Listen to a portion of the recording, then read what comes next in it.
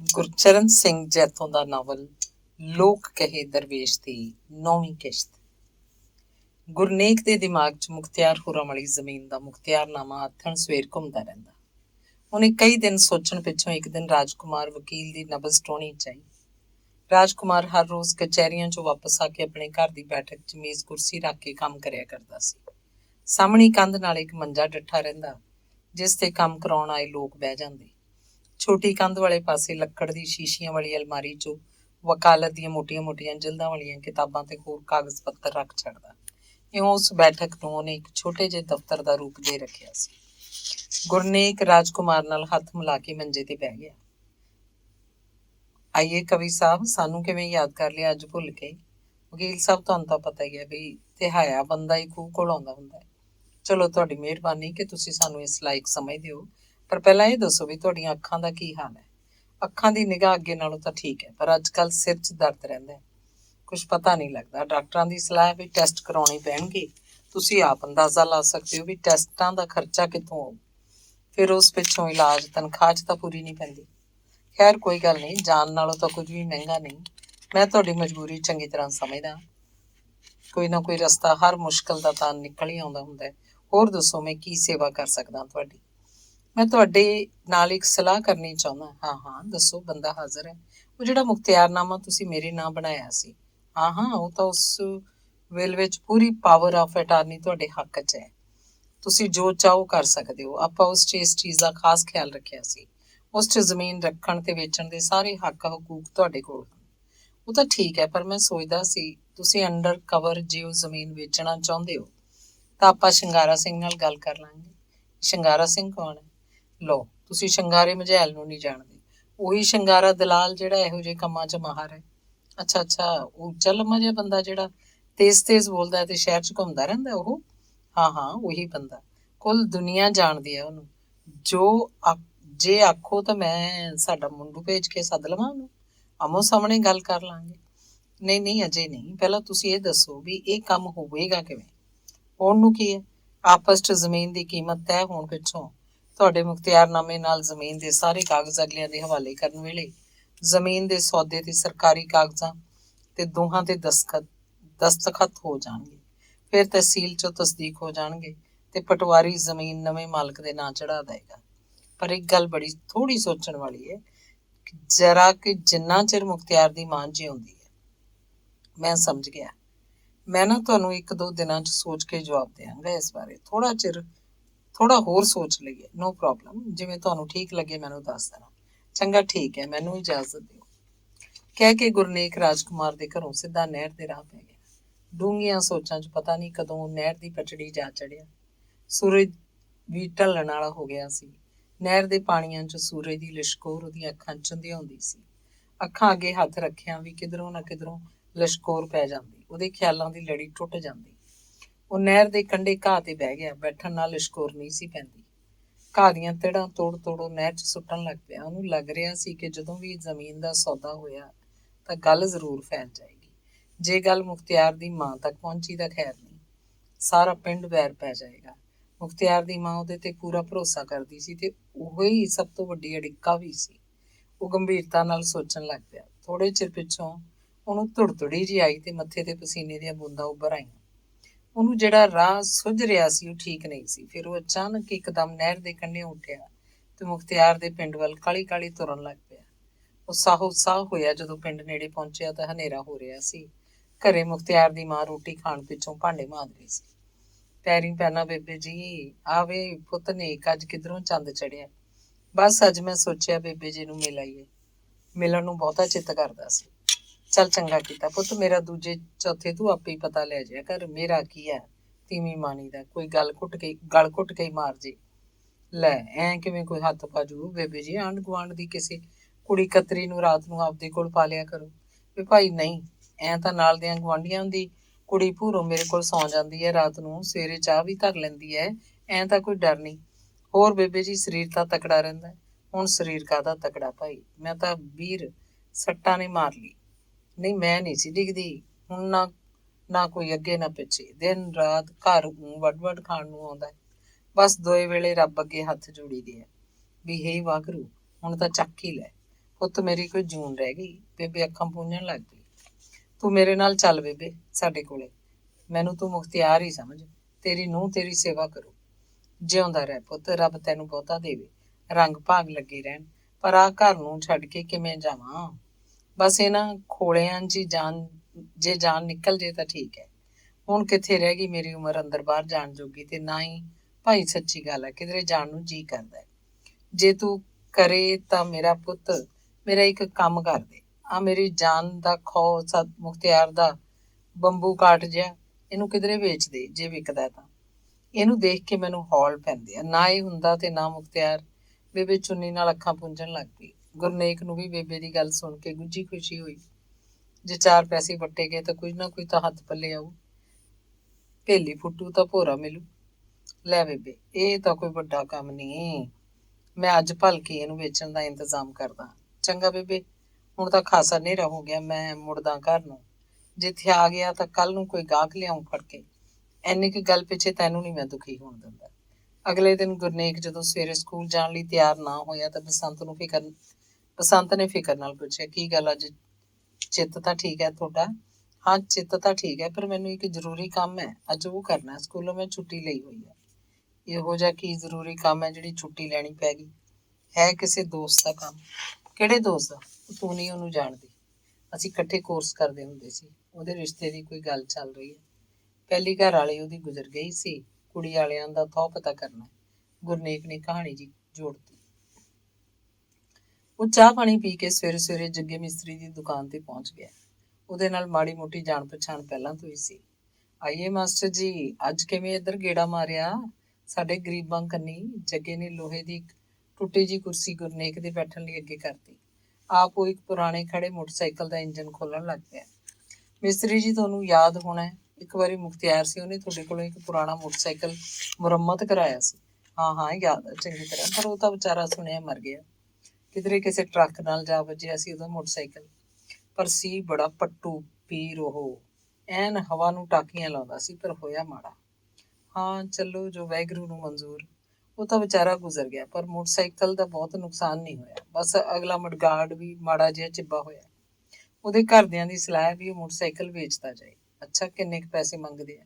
ਪੈਸਿਆਂ ਦਾ ਤਾਂ ਆਪਾਂ ਕਰ ਕੁਰ ਲਾਂਗੇ। ਤੁਸੀਂ ਜੇ ਮੋਟਰਸਾਈਕਲ ਪਹਿਲਾਂ ਦੇਖਣਾ ਤੇ ਆਪਾਂ ਚੱਲ ਕੇ ਦੇਖ ਲੈਂਦੇ ਹਾਂ। ਨਾ ਦੇਖਣ ਦਾ ਤਾਂ ਕੋਈ ਹਰਜ ਨਹੀਂ। ਜੇ ਮੈਨੂੰ ਠੀਕ ਯਾਦ ਹੈ ਤਾਂ ਉਹਨੇ ਉਹ 400 ਚ ਖਰੀਦਿਆ ਸੀ।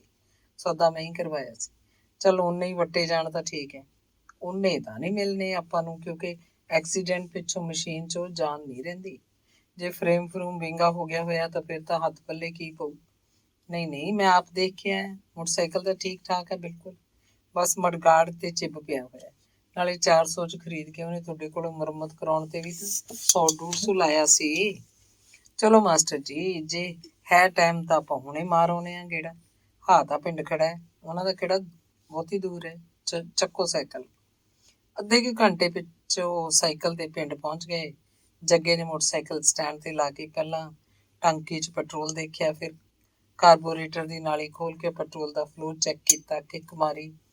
ਤੀਜੀ ਚੌਥੀ ਕਿੱਕ ਨਾਲ ਮੋਟਰਸਾਈਕਲ ਸਟਾਰਟ ਹੋ ਗਿਆ। ਉਹਨੇ ਰੇਸ ਦਿੱਤੀ। ਆਵਾਜ਼ ਸੁਣ ਕੇ ਆਂਢ ਗੁਆਂਢ ਦੇ ਨਿੱਕੇ ਨਿਆਣੇ ਇਕੱਠੇ ਹੋ ਗਏ। ਜੱਗੇ ਨੇ ਮੋਟਰਸਾਈਕਲ ਤੇ ਬਹਿ ਕੇ ਪਿੰਡ ਦੀ ਫਿਰਨੀ ਦੇ ਉੱਤੋਂ ਦੀ ਇੱਕ ਗੇੜਾ ਲਾਇਆ ਤੇ ਮੁੜ ਆਇਆ। ਮਾਸਟਰ ਜੀ, ਗੱਡੀ ਤਾਂ ਠੀਕ ਠਾਕ ਲੱਗਦੀ ਹੈ, ਦੱਸੋ ਗੱਲ ਕਰੋ। ਕੋਈ ਨਹੀਂ, ਗੱਲ ਗੁੱਲ ਆਪਾਂ ਤੁਹਾਡੀ ਦੁਕਾਨ ਤੇ ਚੱਲ ਕੇ ਕਰਦੇ ਹਾਂ। ਗੁਰਨੇਕ ਨੇ ਹੌਲੀ ਦੇਣੇ ਜੱਗੇ ਦੇ ਕੰਨ 'ਚ ਕਿਹਾ। ਚੰਗਾ ਬੇਬੇ, ਅਸੀਂ ਲੈ ਚੱਲੇ ਆ ਮੋਟਰਸਾਈਕਲ, ਫਿਰ ਮੈਂ ਮੁੜ ਕੇ ਆ ਕੇ ਦੱਸਦਾ। ਚੰਗਾ ਪੁੱਤ, ਜਿਵੇਂ ਤੇਰੀ ਮਰਜ਼ੀ। ਗੁਰਨੇਕ ਪਿੱਛੇ ਮੋਟਰਸਾਈਕਲ ਤੇ ਬਹਿ ਗਿਆ। ਉਹ ਧੂੜ ਉਡਾਉਂਦੇ ਸ਼ਹਿਰ ਦੇ ਰਾਹ ਪੈ ਗਏ। ਹਾਂਜੀ ਮਾਲਕੋ, ਹੁਕਮ ਕਰੋ। ਜੱਗੇ ਨੇ ਦੁਕਾਨ ਤੇ ਪਹੁੰਚਦਿਆਂ ਹੀ ਸੌਦੇ ਬਾਰੇ ਗੱਲ ਛੇੜੀ। ਮਿਸਤਰੀ ਜੀ ਤੁਸੀਂ ਦੱਸੋ, 400 ਤੋਂ ਜੇ 150 ਘੱਟ ਲੈਣੇ ਆ ਤਾਂ ਹੁਣੇ ਸੌਦਾ ਪੱਕਾ ਸਮਝੋ। ਨਹੀਂ ਨਹੀਂ, 500 ਤੋਂ ਉੱਤੇ ਤਾਂ ਪਹਿਲਾਂ ਹੀ ਖਰਚ ਹੋ ਚੁੱਕਿਆ, ਕੋਈ ਬਹੁਤਾ ਚਿਰ ਨਹੀਂ ਹੋਇਆ। ਮੇਰੇ ਖਿਆਲ 'ਚ 450 ਠੀਕ ਹੈ। ਚਲੋ 100 ਹੱਥ ਰੱਸਾ ਸਿਰੇ ਤੇ ਗੰਢ, 400 ਠੀਕ ਹੈ। ਚਲੋ ਜਿਵੇਂ ਤੁਸੀਂ ਠੀਕ ਸਮਝੋ। ਜੱਗੇ ਨੇ ਉਸੇ ਵੇਲੇ ਕੱਢ ਕੇ 400 ਰੁਪਇਆ ਗੁਰਨੇਕ ਦੇ ਹੱਥ ਫੜਾਇਆ। ਗੁਰਨੇਕ ਦੇ ਪੈਰ ਜ਼ਮੀਨ ਤੇ ਨਹੀਂ ਸੀ ਟਿਕ ਰਹੇ। ਜੱਗੇ ਦੀ ਦੁਕਾਨ ਤੋਂ ਬਿਨਾਂ ਕੋਈ ਹੋਰ ਗੱਲ ਕੀਤੇ ਉੱਠ ਕੇ ਤੁਰ ਪਿਆ। ਉਹ ਮਾਸਟਰ ਜੀ, ਮੇਰਾ ਸਾਈਕਲ ਪਹੁੰਚਦਾ ਕਰ ਦਿਓ, ਜੱਗੇ ਨੇ ਪਿੱਛੋਂ ਆਵਾਜ਼ ਮਾਰੀ। ਹਾਂ ਹਾਂ, ਮੈਂ ਹੁਣੇ ਚੱਲਿਆ ਪਿੰਡ ਨੂੰ। ਦੋਏ ਸਾਈਕਲ ਲੈਣ। ਪਿੰਡ ਪਹੁੰਚ ਕੇ ਗੁਰਨੇਕ ਨੇ 200 ਰੁਪਈਆ ਗੁਰਨੇਕ ਦੀ ਮਾਂ ਨੂੰ ਫੜਾਉਂਦਿਆਂ ਕਿਹਾ, ਆਹ ਲਓ ਬੇਬੇ ਜੀ, ਏਦੂ ਵਾਧੂ ਮੰਨਦਾ ਨਹੀਂ ਸੀ। ਬੇਬੇ ਨੇ ਪੈਸੇ ਫੜ ਕੇ ਬਿਨਾਂ ਦੇਖੇ ਚੁੰਨੀ ਦੇ ਲੜ ਬੰਨ੍ਹਦਿਆਂ ਕਿਹਾ, ਪੁੱਤ ਮੈਨੂੰ ਤਾਂ ਪਤਾ ਨਹੀਂ ਉਹਨੇ ਕਿੰਨੇ ਦਾ ਲਿਆ ਸੀ। ਚੱਲ ਚੰਗਾ ਹੋਇਆ ਬੁਲਾ ਟਲੀ, ਮੈਨੂੰ ਤਾਂ ਊਂ ਹੀ ਖਾਣ ਨੂੰ ਆਉਂਦਾ ਸੀ। ਚੰਗਾ ਬੇਬੇ ਜੀ, ਮੈਂ ਫਿਰ ਮੁੜ ਕੇ ਛੇਤੀ ਗੇੜਾ ਮਾਰੂ, ਕਹਿ ਕੇ ਗੁਰਨੇਕ ਨੇ ਆਪਣੀ ਸਾਈਕਲ ਤੇ ਚੜ੍ਹ ਕੇ ਜੱਗੇ ਦਾ ਸਾਈਕਲ ਨਾਲ ਰੋੜ ਲਿਆ। ਜੱਗੇ ਦਾ ਸਾਈਕਲ ਉਹਦੇ ਹਵਾਲੇ ਕਰਨ ਪਿੱਛੋਂ ਗੱਲ ਤੋਰੀ, ਮਿਸਤਰੀ ਜੀ ਤੁਸੀਂ ਸ਼ਿੰਗਾਰੇ ਦਲਾਲ ਨੂੰ ਜਾਣਦੇ ਹੋ? ਲੈ ਉਹਨੂੰ ਕੌਣ ਨਹੀਂ ਜਾਣਦਾ, ਉਹ ਜ਼ਮੀਨਾਂ ਦੀ ਦਲਾਲੀ ਤੋਂ ਲੈ ਕੇ ਕਚਹਿਰੀਆਂ 'ਚ ਝੂਠੀਆਂ ਸੱਚੀਆਂ ਗਵਾਹੀਆਂ ਦੇਣ ਤੱਕ ਸਾਰੇ ਕੰਮ ਉਹ ਕਰਦਾ। ਬੜਾ ਤਕੜਾ ਪੁਰਜਾ ਹੈ ਉਹ। ਕਿਉਂ, ਉਹਦੇ ਤਾਈਂ ਕੀ ਕੰਮ ਪੈ ਗਿਆ? ਨਹੀਂ ਕੰਮ ਤਾਂ ਕੋਈ ਨਹੀਂ ਸੀ, ਕੱਲ ਕੋਈ ਉਹਦਾ ਬੰਦਾ ਉਹਦੀਆਂ ਗੱਲਾਂ ਕਰੀ ਜਾਂਦਾ ਸੀ। ਸ਼ਿੰਗਾਰਾ ਮਝੈਲਤਾ ਸਮਾਨ ਨੂੰ ਟਾਕੀਆਂ ਕਿਹੜਾ ਨਾ ਲਾ ਦੇ, ਉਹਦੀ ਕੀ ਗੱਲ ਆ? ਗੁਰਨੇਕ ਨੂੰ ਇਹ ਪਤਾ ਲੱਗ ਗਿਆ ਕਿ ਸ਼ਿੰਗਾਰਾ ਸਿੰਘ ਨੂੰ ਵਿੱਚ ਪਾ ਕੇ ਸੌਦਾ ਕਰਨਾ ਪਿਆ ਤਾਂ ਚੁਕੰਨਾ ਰਹਿਣਾ ਪਊ। ਸ਼ਿੰਗਾਰਾ ਸਿੰਘ ਕੋਈ 6 ਫੁੱਟ ਲੰਮਾ ਤਕੜੇ ਜੁੱਸੇ ਵਾਲਾ ਬੰਦਾ ਸੀ। ਉਹਦਾ ਰੰਗ ਗੋਰਾ, ਅੱਖਾਂ ਬਿੱਲੀਆਂ, ਨੱਕ ਲੰਮਾ ਤੇ ਤਿੱਖਾ ਸੀ। ਅੰਮ੍ਰਿਤਸਰ ਦੇ ਨੇੜੇ ਕਿਸੇ ਪਿੰਡ ਦਾ ਸੀ ਉਹ। ਉਹਦੇ ਪਰਿਵਾਰ ਨੂੰ ਇੱਥੇ ਆਇਆ ਕੋਈ 20 ਸਾਲ ਹੋ ਗਏ ਸੀ। ਉਹ ਗੋਲ ਮੋਲ ਮਾਵੇ ਵਾਲੀ ਪੋਚਵੀਂ ਪੱਗ ਬੰਨ੍ਹਦਾ, ਗਲ ਲੰਮਾ ਕਲੀਆਂ ਵਾਲਾ ਕੁੜਤਾ ਤੇ ਤੇੜ ਚਾਦਰਾ ਬੰਨ੍ਹ ਕੇ ਰੱਖਦਾ, ਸੁੱਚੇ ਤਿੱਲੇ ਵਾਲੀ ਘੋਨੀ ਜੁੱਤੀ ਪਾਉਂਦਾ, ਹੱਥ 'ਚ ਨਿੱਕੀ ਜਿਹੀ ਗੰਡਾਸੀ ਉਹ ਡੰਡੇ ਵਾਂਗ ਫੜੀ ਰੱਖਦਾ, ਹਮੇਸ਼ਾ ਮੁੱਛਾਂ ਨੂੰ ਮਰੋੜੇ ਚਾੜ੍ਹਦਾ ਰਹਿੰਦਾ ਤੇ ਦਾੜੀ ਖੁੱਲੀ ਛੱਡ ਰੱਖਦਾ। ਗੱਲ ਕਰਨ ਵੇਲੇ ਉਹ ਆਪਣੀਆਂ ਤੇਜ਼ ਅੱਖਾਂ ਅਗਲੇ ਦੀਆਂ ਅੱਖਾਂ 'ਚ ਪਾ ਕੇ ਗੱਲ ਕਰਦਾ। ਗੱਲਾਂ 'ਚ ਬਹੁਤਿਆਂ ਨੂੰ ਆਪਣੀ ਗੱਲ ਸਹਿਜੇ ਹੀ ਮਨਵਾ ਲੈਂਦਾ, ਜੇ ਲੋੜ ਪੈਂਦੀ ਤਾਂ ਡਰਾ ਧਮਕਾ ਵੀ ਲੈਂਦਾ। ਹਰ ਨਵੇਂ ਬਦਲ ਕੇ ਆਏ ਥਾਣੇਦਾਰ ਨਾਲ ਜਾਣ ਪਛਾਣ ਕੱਢਣ ਪਹੁੰਚ ਜਾਂਦਾ। ਪੁਲਿਸ ਨਾਲ ਮਿਲ ਕੇ ਝੂਠੀਆਂ ਸੱਚੀਆਂ ਗਵਾਹੀਆਂ ਦੇਣ ਹਰ ਤੀਜੇ ਦਿਨ ਕਚਹਿਰੀਆਂ 'ਚ ਪਹੁੰਚਿਆ ਰਹਿੰਦਾ। ਆਉਣ ਜਾਣ ਦੇ ਕਿਰਾਏ ਤੋਂ ਇਲਾਵਾ ਚਾਹ ਪਾਣੀ ਤੇ ਅਗਲੇ ਬੰਦੇ ਦੇ ਵਿੱਤ ਅਨੁਸਾਰ 10-20 ਰੁਪਏ ਉੱਤੋਂ ਝਾੜ ਲੈਣੇ ਉਹਦੇ ਖੱਬੇ ਹੱਥ ਦਾ ਕੰਮ ਸੀ। ਕਈਆਂ ਤੋਂ ਪੇਸ਼ਗੀ ਪਹਿਲਾਂ ਹੀ ਰਖਾ ਲੈਂਦਾ ਤੇ ਕੰਮ ਹੋਣ ਵਿੱਚ ਦੂਜੀ ਝੁੱਟੀ ਵਿੱਚ ਹੀ ਹੋਰ ਕਢਾ ਲੈਂਦਾ। ਇਸ ਤੋਂ ਪਹਿਲਾਂ ਕਿ ਗੁਰਨੇਕ ਜ਼ਮੀਨ ਦੇ ਮਸਲੇ ਬਾਰੇ ਸੋਚ ਕੇ ਕੋਈ ਫੈਸਲਾ ਕਰਦਾ, ਰਾਜਕੁਮਾਰ ਵਕੀਲ ਨੇ ਸੁਨੇਹਾ ਭੇਜ ਕੇ ਸ਼ਿੰਗਾਰਾ ਸਿੰਘ ਨੂੰ ਬੁਲਾ ਲਿਆ। ਵਕੀਲ ਸਾਹਿਬ ਸਤਿ ਸ੍ਰੀ ਅਕਾਲ, ਕੀ ਗੱਲ ਆ, ਅੱਜ ਸਾਨੂੰ ਗਰੀਬਾਂ ਨੂੰ ਕਿਸ ਤਰ੍ਹਾਂ ਯਾਦ ਕੀਤਾ ਤੁਹਾਂ? ਸ਼ਿੰਗਾਰਾ ਸਿੰਘ ਨੇ ਬੈਠਕ 'ਚ ਵੜਦੇ ਹੀ ਕਿਹਾ।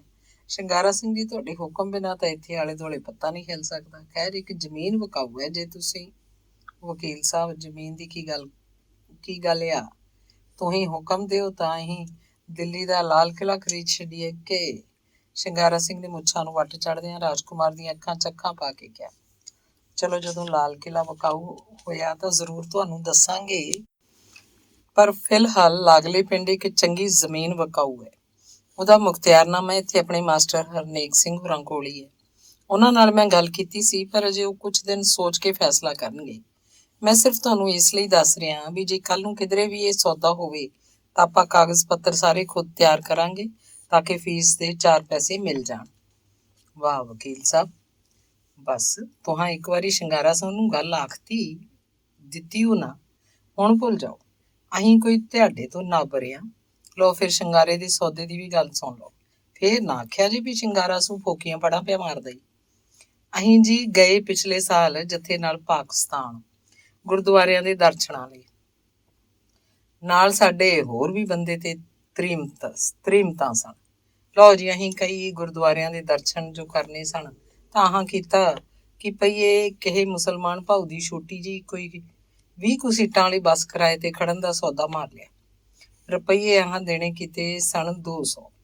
ਅਸੀਂ ਹਾਲੀ ਸਲਾਵਾਂ ਹੀ ਪਏ ਕਰਦੇ ਪਈ ਬੱਸ 'ਚ ਸਮਾਨ ਰੱਖੀਏ। ਲਓ ਜੀ, ਇੱਕ ਮਿਲਟਰੀ ਦਾ ਅਫਸਰ ਜਿਹਾ ਲੱਗਦਾ ਹੀ ਪਿਆ ਕੋਈ, ਉਹ ਆ ਕੇ ਲੱਗਾ ਆਪਣਾ ਰੋਹ ਝਾੜਨ। ਸਾਨੂੰ ਆਂਦਾ ਵੀ ਬੱਸ ਤਾਂ ਉਹੀ ਖੜੇਗਾ, ਸਾਨੂੰ ਨਹੀਂ ਖੜਨ ਦੇਣੀ। ਬੱਸ ਦੇ ਮਾਲਕ ਨੂੰ ਆਂਦਾ ਪਿਆ ਉਹ 300 ਰੁਪਈਆ ਦੇਗਾ। ਲਓ ਜੀ ਵਕੀਲ ਸਾਹਿਬ, ਫੇਰ ਮੈਨੂੰ ਵੀ ਚੜ ਗਈ ਚੰਡੀ। ਬੱਸ ਦੇ ਮਾਲਕ ਨੂੰ ਆਖਿਆ ਵੀ ਤੈਨੂੰ 500 ਦੇਵਾਂਗੇ ਤੇ ਬਸ ਅਸੀਂ ਉਹ ਖੜਾਂਗੇ। ਉਧਰੋਂ ਮਿਲਟਰੀ ਵਾਲਾ ਵੀ ਆਪਦੀ ਅਫਸਰੀ ਦੀ ਫੂਕ 'ਚ ਕਹਿੰਦਾ ਪਈ, ਮੈਂ 1000 ਰੁਪਇਆ ਦੇਵਾਂਗਾ ਹੀ, ਬਸ ਮੈਂ ਵੀ ਤੁਹਾਨੂੰ ਨਹੀਂ ਜੇ ਖੜਨ ਦੇਣੀ। ਉਹ ਸੁਣ ਦੋਏ ਮੀਆਂ ਬੀਵੀ ਕੁੱਲ ਸ਼ਿੰਗਾਰੇ ਦੀ ਅੱਖ ਨੇ ਇਹ ਗੱਲ ਵੀ ਤਾੜ ਲਈ, ਸਾਸੂ ਮੈਨੂੰ ਵੀ ਪਤਾ ਨਹੀਂ ਕੀ ਸੁੱਝੀ ਵਕੀਲ ਸਾਹਿਬ ਵੀ ਆਖਤਾ ਕਿ ਜਾ ਫਿਰ ਲੈ ਜਾ ਬਸ, ਤੂੰ ਵੀ ਹਰਾਮ ਦਾ ਹੋਏ ਜੇ 1000 ਰੁਪਏ 'ਚ ਬੱਸ ਨਾ ਖੜੇ ਤਾਂ। ਲਓ ਜੀ, ਉਹਦੀ ਬੀਵੀ ਥੋੜ੍ਹੀ ਅਕਲਮੰਦ ਵੀ ਲੱਗਦੀ ਸੀ, ਉਹ ਤਾਂ ਮੇਰੀ ਪੈਰੀ ਪਵੇ, ਆਖੇ ਭਾਊ ਮਾਫ਼ ਕਰਦੇ ਸਾਨੂੰ। ਵੀ ਕਿਹਾ ਤੁਹਾਂ ਮੈਨੂੰ ਸਮਝ ਕੇ ਛੱਡਿਆ ਹੀ ਹੋਏ। ਅਖੀਰ ਤੇ ਅਸੀਂ ਮੁਫਤੋਂ ਮੁਫਤੀ ਬੈਂਕੇ ਸਾਰੇ ਗੁਰਦੁਆਰਿਆਂ ਦੇ ਦਰਸ਼ਨ ਕੀਤੇ ਤੇ ਕਿਰਾਇਆ ਦਿੱਤਾ ਸਾਰਾ ਮਿਲਟਰੀ ਵਾਲੇ ਭਾਊ ਨੇ। ਲਓ ਜੀ, ਇਹੋ ਜਿਹਾ ਸੌਦਾ ਤਾਂ ਨਹੀਂ ਆਈ, ਸੌਦਾ ਤਾਂ ਅਸੀਂ ਮਾਰਿਆ ਪਾਕਿਸਤਾਨ 'ਚ। ਪਰ ਤੁਸੀਂ ਇਹ ਤਾਂ ਦੱਸੋ ਵੀ ਇਹ ਭਾਊ ਗੁਰਨੇਕ ਸਿੰਘ ਰਹਿੰਦਾ ਕਿੱਥੇ ਕੁ ਕਰਕੇ ਆ? ਆਪਾਂ ਹੁਣੇ ਜਾ ਦਰਸ਼ਨ ਕਰਦੇ ਆਂ, ਫਿਰ ਅਸੀਂ ਜਾਣੀਏ ਸਾਡਾ ਕੰਮ। ਸ਼ਿੰਗਾਰਾ ਸਿੰਘ ਮੁੱਛਾਂ ਮਰੋੜਦਿਆਂ ਛੇਤੀ ਛੇਤੀ ਬੋਲ ਰਿਹਾ ਸੀ। ਰਹਿੰਦੇ ਤਾਂ ਉਹ ਚੌਧਰੀ ਧਰਮ ਚੰਦ ਵਾਲੀ ਗਲੀ 'ਚ ਨਹੀਂ, ਪਰ ਅਜੇ ਗੱਲ ਕਰਨੀ ਠੀਕ ਨਹੀਂ ਹੋਏਗੀ। ਮੈਂ ਆਪ ਤੁਹਾਨੂੰ ਟਾਈਮ ਆਉਣ ਤੇ ਸੁਨੇਹਾ ਭਿਜਵਾ ਦਿਆਂਗਾ। ਚਲੋ ਜਿਸ ਤਰ੍ਹਾਂ ਤੁਸੀਂ ਠੀਕ ਸਮਝੋ ਕਰ ਲਿਆ ਜੇ, ਪਰ ਮੈਂ ਸਮਝਣਾ ਵੀ ਮੈਨੂੰ ਮਿਲਣ ਵਿੱਚ ਕੋਈ ਹਰਜ ਤੇ ਨਹੀਂ ਹੋ। ਕਿਧਰੇ ਇਹ ਨਾ ਹੋਵੇ ਵੀ ਸਾਡੇ ਨਾਲੋਂ ਪਹਿਲੋਂ ਕੋਈ ਹੋਰ ਹੀ ਬਾਜੀ ਮਾਰ ਜਾਏ। ਤੁਸੀਂ ਮੰਨੋ ਮੇਰੀ ਗੱਲ ਵਕੀਲ ਸਾਹਿਬ, ਮੈਨੂੰ ਪਹਿਲੋਂ ਇੱਕ ਗੇੜਾ ਮਾਰ ਹੀ ਲੈਣ ਦਿਓ ਕਿ। ਸ਼ਿੰਗਾਰਾ ਸਿੰਘ ਉਹਨੀ ਪੈਰੀ ਧਰਮਚੰਦ ਵਾਲੀ ਗਲੀ ਤੁਰ ਪਿਆ। ਉਦੋਂ ਪੁੱਛ ਪੁਛਾ ਕੇ ਬਾਹਰੋਂ ਚੁਬਾਰੇ ਦੀਆਂ ਪੌੜੀਆਂ ਚੜ੍ਹਨ ਲੱਗਾ ਤਾਂ ਦਿਆਕੁਰ ਗਲੀ 'ਚ ਕੂੜਾ ਸੁੱਟਣ ਆਈ ਉਪਰਾ ਬੰਦਾ ਵੇਖ ਕੇ ਉਹਨੇ ਝੱਟ ਪੁੱਛ ਲਿਆ ਵੀ ਭਾਈ ਕਿਹਨੂੰ ਮਿਲਣਾ ਤੂੰ? ਉਹ ਮਾਤਾ, ਮੇਰਾ ਨਾਂ ਹੀ ਸ਼ਿੰਗਾਰਾ ਸਿੰਘ ਤੇ ਮਿਲਣਾ ਹੀ ਮੈਂ ਭਾਊ ਗੁਰਨੇਕ ਸਿੰਘ ਨੂੰ। ਉਹ ਇਸ ਘਰ 'ਚ ਹੀ ਰਹਿੰਦਾ ਨਾ। ਆਹੋ ਭਾਈ, ਰਹਿੰਦਾ ਤਾਂ ਉਹ ਇੱਥੇ ਹੀ ਹੈ, ਪਰ ਤੈਨੂੰ ਕੀ ਕੰਮ ਹੈ? ਦਿਆਕੁਰ ਨੇ ਜਦੋਂ ਉੱਚਾ ਲੰਮਾ ਉਪਰਾ ਬੰਦਾ ਦੇਖਿਆ ਉਹਦਾ ਮੱਥਾ ਠਣਕਿਆ। ਉਹ ਮਾਤਾ, ਕੰਮ ਤਾਂ ਮੈਨੂੰ ਭਾਊ ਨਾਲ ਹੀ ਆ ਕੇ, ਕਹਿੰਦਿਆਂ ਛੇਤੀ ਛੇਤੀ ਉਹ ਚੁਬਾਰੇ ਦੀਆਂ ਪੌੜੀਆਂ ਚੜ੍ਹ ਗਿਆ। ਬਸੰਤ ਵੀ ਕਿਸੇ ਉਪਰੇ ਬੰਦੇ ਦੀ ਪੈੜ ਚਾਲ ਸੁਣ ਕੇ ਝੱਟ ਪੌੜੀਆਂ ਕੋਲ ਆ ਕੇ ਪੁੱਛਣ ਲੱਗੀ, ਤੁਸੀਂ ਭਾਈ ਕੌਣ ਹੋ? ਕਿਹਨੂੰ ਮਿਲਣਾ? ਆਹ ਮਿਲਣਾ ਹੈ ਜੀ ਭਾਊ ਹਰਨੇਕ ਸਿੰਘ ਨੂੰ। ਘਰ ਹੀ ਨੇ ਕਿ? ਸ਼ਿੰਗਾਰ ਸਿੰਘ ਇੰਨੇ ਚੁਬਾਰੇ ਅੰਦਰ ਪਹੁੰਚ ਗਿਆ। ਭਾਊ ਗੁਰਨੇਕ ਸਿੰਘ ਜੀ, ਸਤਿ ਸ੍ਰੀ ਅਕਾਲ। ਮੈਂ ਸ਼ਿੰਗਾਰਾ ਸੂਆ, ਉਹ ਰਾਜਕੁਮਾਰ ਵਕੀਲ ਪਿਆਂਦੇ ਸਣ ਪਈ ਤੁਹਾਂ ਕੋਈ। ਬੈਠੋ ਬੈਠੋ, ਕਰਦੇ ਆਂ ਗੱਲ। ਗੁਰਨੇਕ ਨੇ ਮੂੰਹ ਤੇ ਉਂਗਲ ਰੱਖ ਕੇ ਉਹਨੂੰ ਚੁੱਪ ਰਹਿਣ ਦਾ ਇਸ਼ਾਰਾ ਕੀਤਾ। ਬਸੰਤ ਇੰਨੇ ਨੂੰ ਪਾਣੀ ਦਾ ਗਲਾਸ ਲਏ। ਸ਼ਿੰਗਾਰਾ ਸਿੰਘ ਨੇ ਪਾਣੀ ਪੀਤਾ ਤੇ ਆਪਣੀਆਂ ਬਿੱਲੀਆਂ ਅੱਖਾਂ ਗੁਰਨੇਕ ਦੇ ਚਿਹਰੇ ਤੇ ਗੱਡਤੀਆਂ। ਸੱਜੇ ਹੱਥ ਨਾਲ ਉਹਨੇ ਮੁੱਛਾਂ ਨੂੰ ਮਰੋੜੇ ਦੇਣੇ ਸ਼ੁਰੂ ਕਰਤੇ। ਤੁਸੀਂ ਐਂ ਕਰੋ, ਅਸੀਂ ਪਰਸੋਂ ਰਾਜਕੁਮਾਰ ਦੇ ਦਫ਼ਤਰ ਮਿਲਦੇ ਹਾਂ ਸ਼ਾਮ ਨੂੰ, ਸਾਰੀ ਗੱਲਬਾਤ ਉੱਥੇ ਕਰਾਂਗੇ।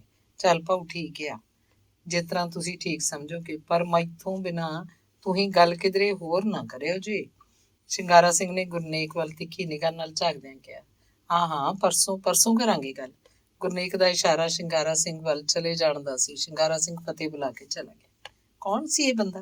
ਬਸੰਤ ਨੇ ਥੋੜੀ ਖਿੱਚ ਜਿਹੀ ਨਾਲ ਪੁੱਛਿਆ। ਇਹ ਤਾਂ ਕੋਈ ਨਹੀਂ, ਐਵੇਂ ਹੀ ਸੀ, ਉਹੀ ਜਿਹੜੇ ਦੋਸਤ ਦੇ ਰਿਸ਼ਤੇ ਬਾਰੇ ਮੈਂ ਤੈਨੂੰ ਦੱਸਿਆ ਸੀ ਨਾ, ਉਧਰੋਂ ਜਿਉਂ ਸੀ ਕੋਈ। ਰਿਸ਼ਤੇ ਕਰਾਉਂਦੇ ਕੁਝ ਹੋਰ ਨਾ ਕਰਕੇ ਬਹਿ ਜਿਓ। ਮੈਨੂੰ ਤਾਂ ਇਹ ਉਪਰੇ ਜਿਹੇ ਬੰਦੇ ਤੋਂ ਡਰ ਲੱਗਦਾ ਸੀ। ਲੈ, ਡਰ ਨੂੰ ਕੋਈ ਇਹ ਬੰਦੂਕ ਤਾਣੀ ਫਿਰਦਾ ਸੀ?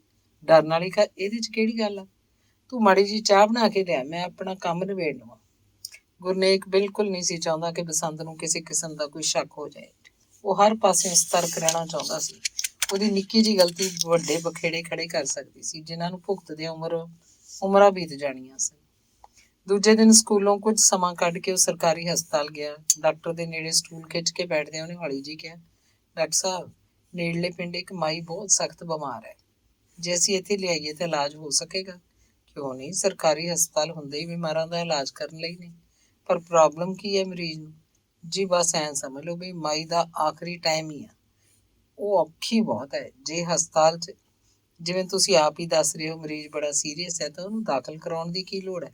ਘਰੇ ਉਹਦੀ ਸੇਵਾ ਕਰੋ। ਨਹੀਂ ਡਾਕਟਰ ਸਾਹਿਬ, ਮੇਰਾ ਮਤਲਬ ਹੈ ਕਿ ਜੇ ਕਿਸੇ ਦੀ ਜਾਨ ਔਖੀ ਹੋਵੇ ਤਾਂ ਅਖੀਰਲੇ ਸਮੇਂ ਕੋਈ ਇਹੋ ਜਿਹਾ ਟੀਕਾ ਨਹੀਂ ਤੁਹਾਡੇ ਕੋਲ ਜਿਸ ਨਾਲ ਉਹਦੀ ਜਾਨ ਸੁਖਾਲੀ ਨਿਕਲ ਸਕੇ?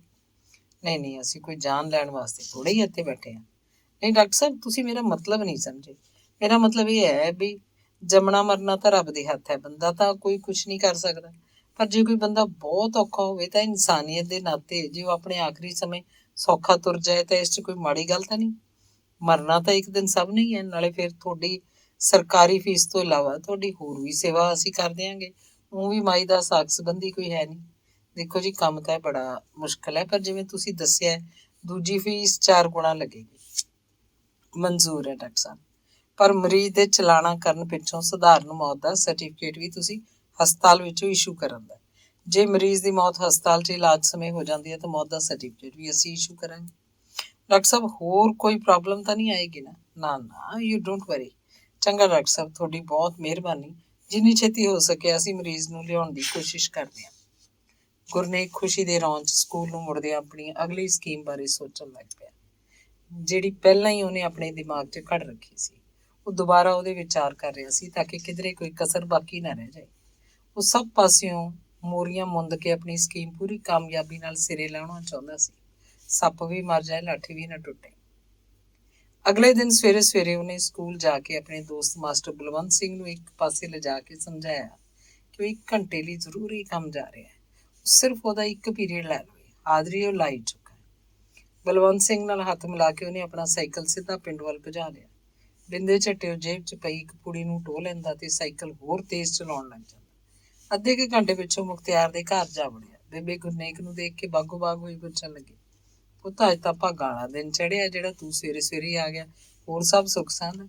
ਆਹੋ ਬੇਬੇ ਜੀ, ਸਭ ਸੁੱਖ ਸੰਦ ਹੈ। ਮੈਂ ਤਾਂ ਇਹ ਪਤਾ ਕਰਨ ਆਇਆ ਸੀ ਕਿ ਆਪਣੀ ਜ਼ਮੀਨ ਤੇ ਕੋਈ ਹੋਰ ਜੇ ਪੁਰਾਣੇ ਕਾਗਜ਼ ਪੱਤਰ ਹੈਗੇ ਆ ਤਾਂ ਵਕੀਲ ਕੋਲ ਜਮ੍ਹਾਂ ਕਰਾ ਦਿੰਦੇ ਆ। ਘਰ 'ਚ ਪਏ ਕਿਤੇ ਇੱਧਰ ਉੱਧਰ ਹੋ ਜਾਂਦੇ ਨੇ। ਆਹੋ ਪੁੱਤ, ਹੈ ਤਾਂ ਸਹੀ। ਮੁਖਤਿਆਰ ਦੇ ਬਾਪੂ ਨੇ ਬੰਨ ਕੇ ਰੱਖੇ ਦਾ ਸੀ। ਇੱਕ ਤਾਂ ਮੇਰਾ ਚੇਤਾ ਵੀ ਹੁਣ ਇਹੋ ਜਿਹਾ ਹੀ ਹੈ। ਦੇਖਦੀ ਹਾਂ ਮੈਂ। ਬੇਬੇ ਆਪਣਾ ਪੁਰਾਣਾ ਲੱਕੜ ਦਾ ਸੰਦੂਕ ਖੋਲ ਕੇ ਇੱਕ ਲਾਲ ਕੱਪੜੇ ਦੀ ਪੋਟਲੀ ਜੀ ਕੱਢ ਲਿਆਈ। ਆਹ ਦੇਖ ਪੁੱਤ, ਭਲਾ ਕੀ ਹੈ ਇਹਦੇ 'ਚ? ਮੈਨੂੰ ਤਾਂ ਲੱਗਦਾ ਇਸੇ 'ਚ ਹੀ ਹੋਊ ਕੋਈ ਕਾਗਜ਼ ਜੇ ਹੋਇਆ ਤਾਂ। ਖਵਨੀ ਭਾਈ ਤੇਰਾ ਦਿੱਤਾ ਕਾਗਜ਼ ਵੀ ਮੈਂ ਇਸੇ ਪੋਟਲੀ 'ਚ ਬੰਨ੍ਹਤਾ ਸੀ। ਕੀ ਕਰਾਂ, ਅੱਗ ਲੱਗਣੇ ਚੇਤੇ ਨੂੰ। ਤੂੰ ਦੇਖ ਪੁੱਤ, ਮੈਂ ਚਾਹ ਧਰ ਕੇ ਆਉਂਦੀ ਹਾਂ। ਗੁਰਨੇਕ ਨੇ ਪੋਟਲੀ ਖੋਲੀ ਤਾਂ ਉਸ ਵਿੱਚੋਂ ਖਸਤਾ ਜਿਹੇ ਹੋਏ ਕੁਝ ਕਾਗਜ਼ ਨਿਕਲੇ, ਜਿਨ੍ਹਾਂ ਉੱਤੇ ਉਰਦੂ 'ਚ ਕੁਝ ਲਿਖਿਆ ਸੀ ਤੇ ਕੁਝ ਲਾਲ ਤੇ ਕਾਲੀਆਂ ਮੋਹਰਾਂ ਵੀ ਲੱਗੀਆਂ ਸੀ। ਰਾਜਕੁਮਾਰ ਦੀ ਬਣਾਈ ਹੋਈ ਬਿੱਲ ਵੀ ਉਹਨਾਂ ਹੀ ਕਾਗਜ਼ਾਂ 'ਚ ਲਪੇਟੀ ਹੋਈ ਸੀ। ਉਹਨੇ ਪੋਟਲੀ ਮੁੜ ਕੇ ਫੇਰ ਬੰਨ੍ਹਤੀ। ਲੈ ਪੁੱਤ, ਚਾਹ ਪੀ ਲੈ। ਬੇਬੇ ਨੇ ਗੜਵੀ ਤੇ ਕੌਲੀ ਗੁਰਨੇਕ ਦੇ ਅੱਗੇ ਲਿਆ ਰੱਖੀ। ਤੇ ਬੇਬੇ ਜੀ, ਤੁਹਾਡੀ ਚਾਹ? ਮੈਂ ਵੀ ਲਿਆਉਣੀ ਆ ਭਾਈ, ਗਲਾਸ 'ਚ ਪਾ ਕੇ। ਬੇਬੇ ਆਪਣੇ ਵਾਲੀ ਚਾਹ ਵਾਲਾ ਗਲਾਸ ਰੱਖ ਕੇ ਰਸੋਈ 'ਚੋਂ ਮੱਠੀਆਂ ਲੈਣ ਚਲੀ ਗਈ।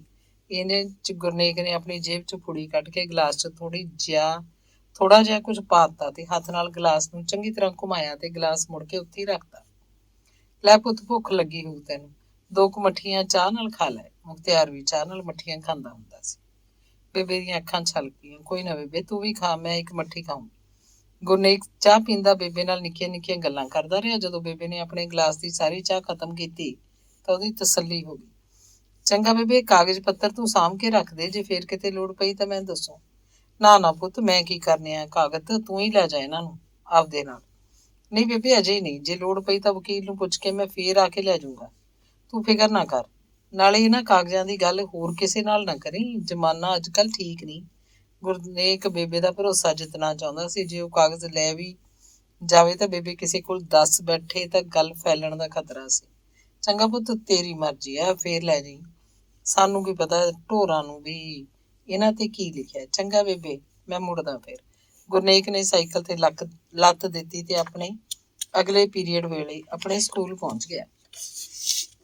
ਕਲਾਸ ਨੂੰ ਪੜ੍ਹਾਉਣ 'ਚ ਸਾਰਾ ਦਿਨ ਉਹਦਾ ਮਨ ਨਾ ਲੱਗਾ। ਉਹਨੂੰ ਦਿਨ ਢਲਣ ਦੀ ਬੇਸਬਰੀ ਨਾਲ ਉਡੀਕ ਸੀ। ਦੁਪਹਿਰ ਪਿੱਛੋਂ ਸਕੂਲੋਂ ਆ ਕੇ ਉਹ ਰੋਟੀ ਖਾ ਕੇ ਮੰਜੇ ਤੇ ਪੈ ਗਿਆ। ਮਨ ਬੇਚੈਨ ਸੀ। ਉਸਲਵੱਟੇ ਲੈਂਦਿਆਂ ਨੀਂਦ ਵੀ ਨਹੀਂ ਸੀ ਆ ਰਹੀ। ਹਰ ਪਲ ਬੇਚੈਨੀ ਵੱਧਦੀ ਗਈ। ਥੋੜੀਆਂ ਧੁੱਪਾਂ ਢਲਣ ਪਿੱਛੋਂ ਕੱਪੜੇ ਬਦਲ ਕੇ ਜਦੋਂ ਪੱਗ ਬੰਨਣ ਲੱਗਾ, ਬਸੰਤ ਨੇ ਪੁੱਛਿਆ, ਇੰਨੇ ਸਵਖਤੇ ਤੁਸੀਂ ਕਿੱਥੇ ਜਾਣਾ? ਜਾਣਾ ਤਾਂ ਕਿਤੇ ਨਹੀਂ, ਬਸ ਰਾਧੂ ਦੀ ਦੁਕਾਨ ਤੋਂ ਹੋ ਕੇ ਆਥਣੇ ਸੈਰ ਕਰਕੇ ਮੁੜਿਓ। ਗੁਰਨੇਕ ਪਹਿਲਾਂ ਰਾਧੂ ਦੀ ਦੁਕਾਨ ਤੇ ਗਿਆ। ਉੱਥੇ ਵੀ ਉਹਦਾ ਜੀ ਨਾ ਲੱਗਾ। ਅੱਧੇ ਕੁ ਘੰਟੇ ਪਿੱਛੋਂ ਉਹਨੇ ਸਾਈਕਲ ਪਿੰਡ ਦੇ ਰਾਹ ਪਾ ਲਈ। ਜਦੋਂ ਉਹਨੇ ਮੁਖਤਿਆਰ ਦੇ ਘਰੇ ਵਿਹੜੇ 'ਚ ਸਾਈਕਲ ਖੜਾ ਕੀਤਾ ਤਾਂ 2-3 ਆਂਢਣਾਂ ਗੁਆਂਢਣਾਂ ਮੁਖਤਿਆਰ ਦੀ ਬੇਬੇ ਦੇ ਮੰਜੇ ਕੋਲ ਬੈਠੀਆਂ ਉਹਨੂੰ ਪੱਖੀ ਝੱਲੀ ਜਾਂਦੀਆਂ ਸੀ।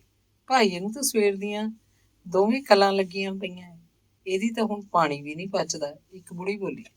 ਇੰਨੇ ਨੂੰ ਉਹਨਾਂ ਦਾ ਗੁਆਂਢੀ ਬਿੱਕਰ ਸਿੰਘ ਵੀ ਆ ਗਿਆ। ਮੈਨੂੰ ਦੱਸੋ ਜੇ ਨੇੜੇ ਤੇੜੇ ਕੋਈ ਡਾਕਟਰ ਜਾਂ ਹਕੀਮ ਹੈ ਤਾਂ ਮੈਂ ਹੁਣੇ ਸੱਦ ਲਿਆਉਣਾ, ਗੁਰਨੇਕ ਨੇ ਫਿਕਰਮੰਦ ਹੋ ਕੇ ਕਿਹਾ।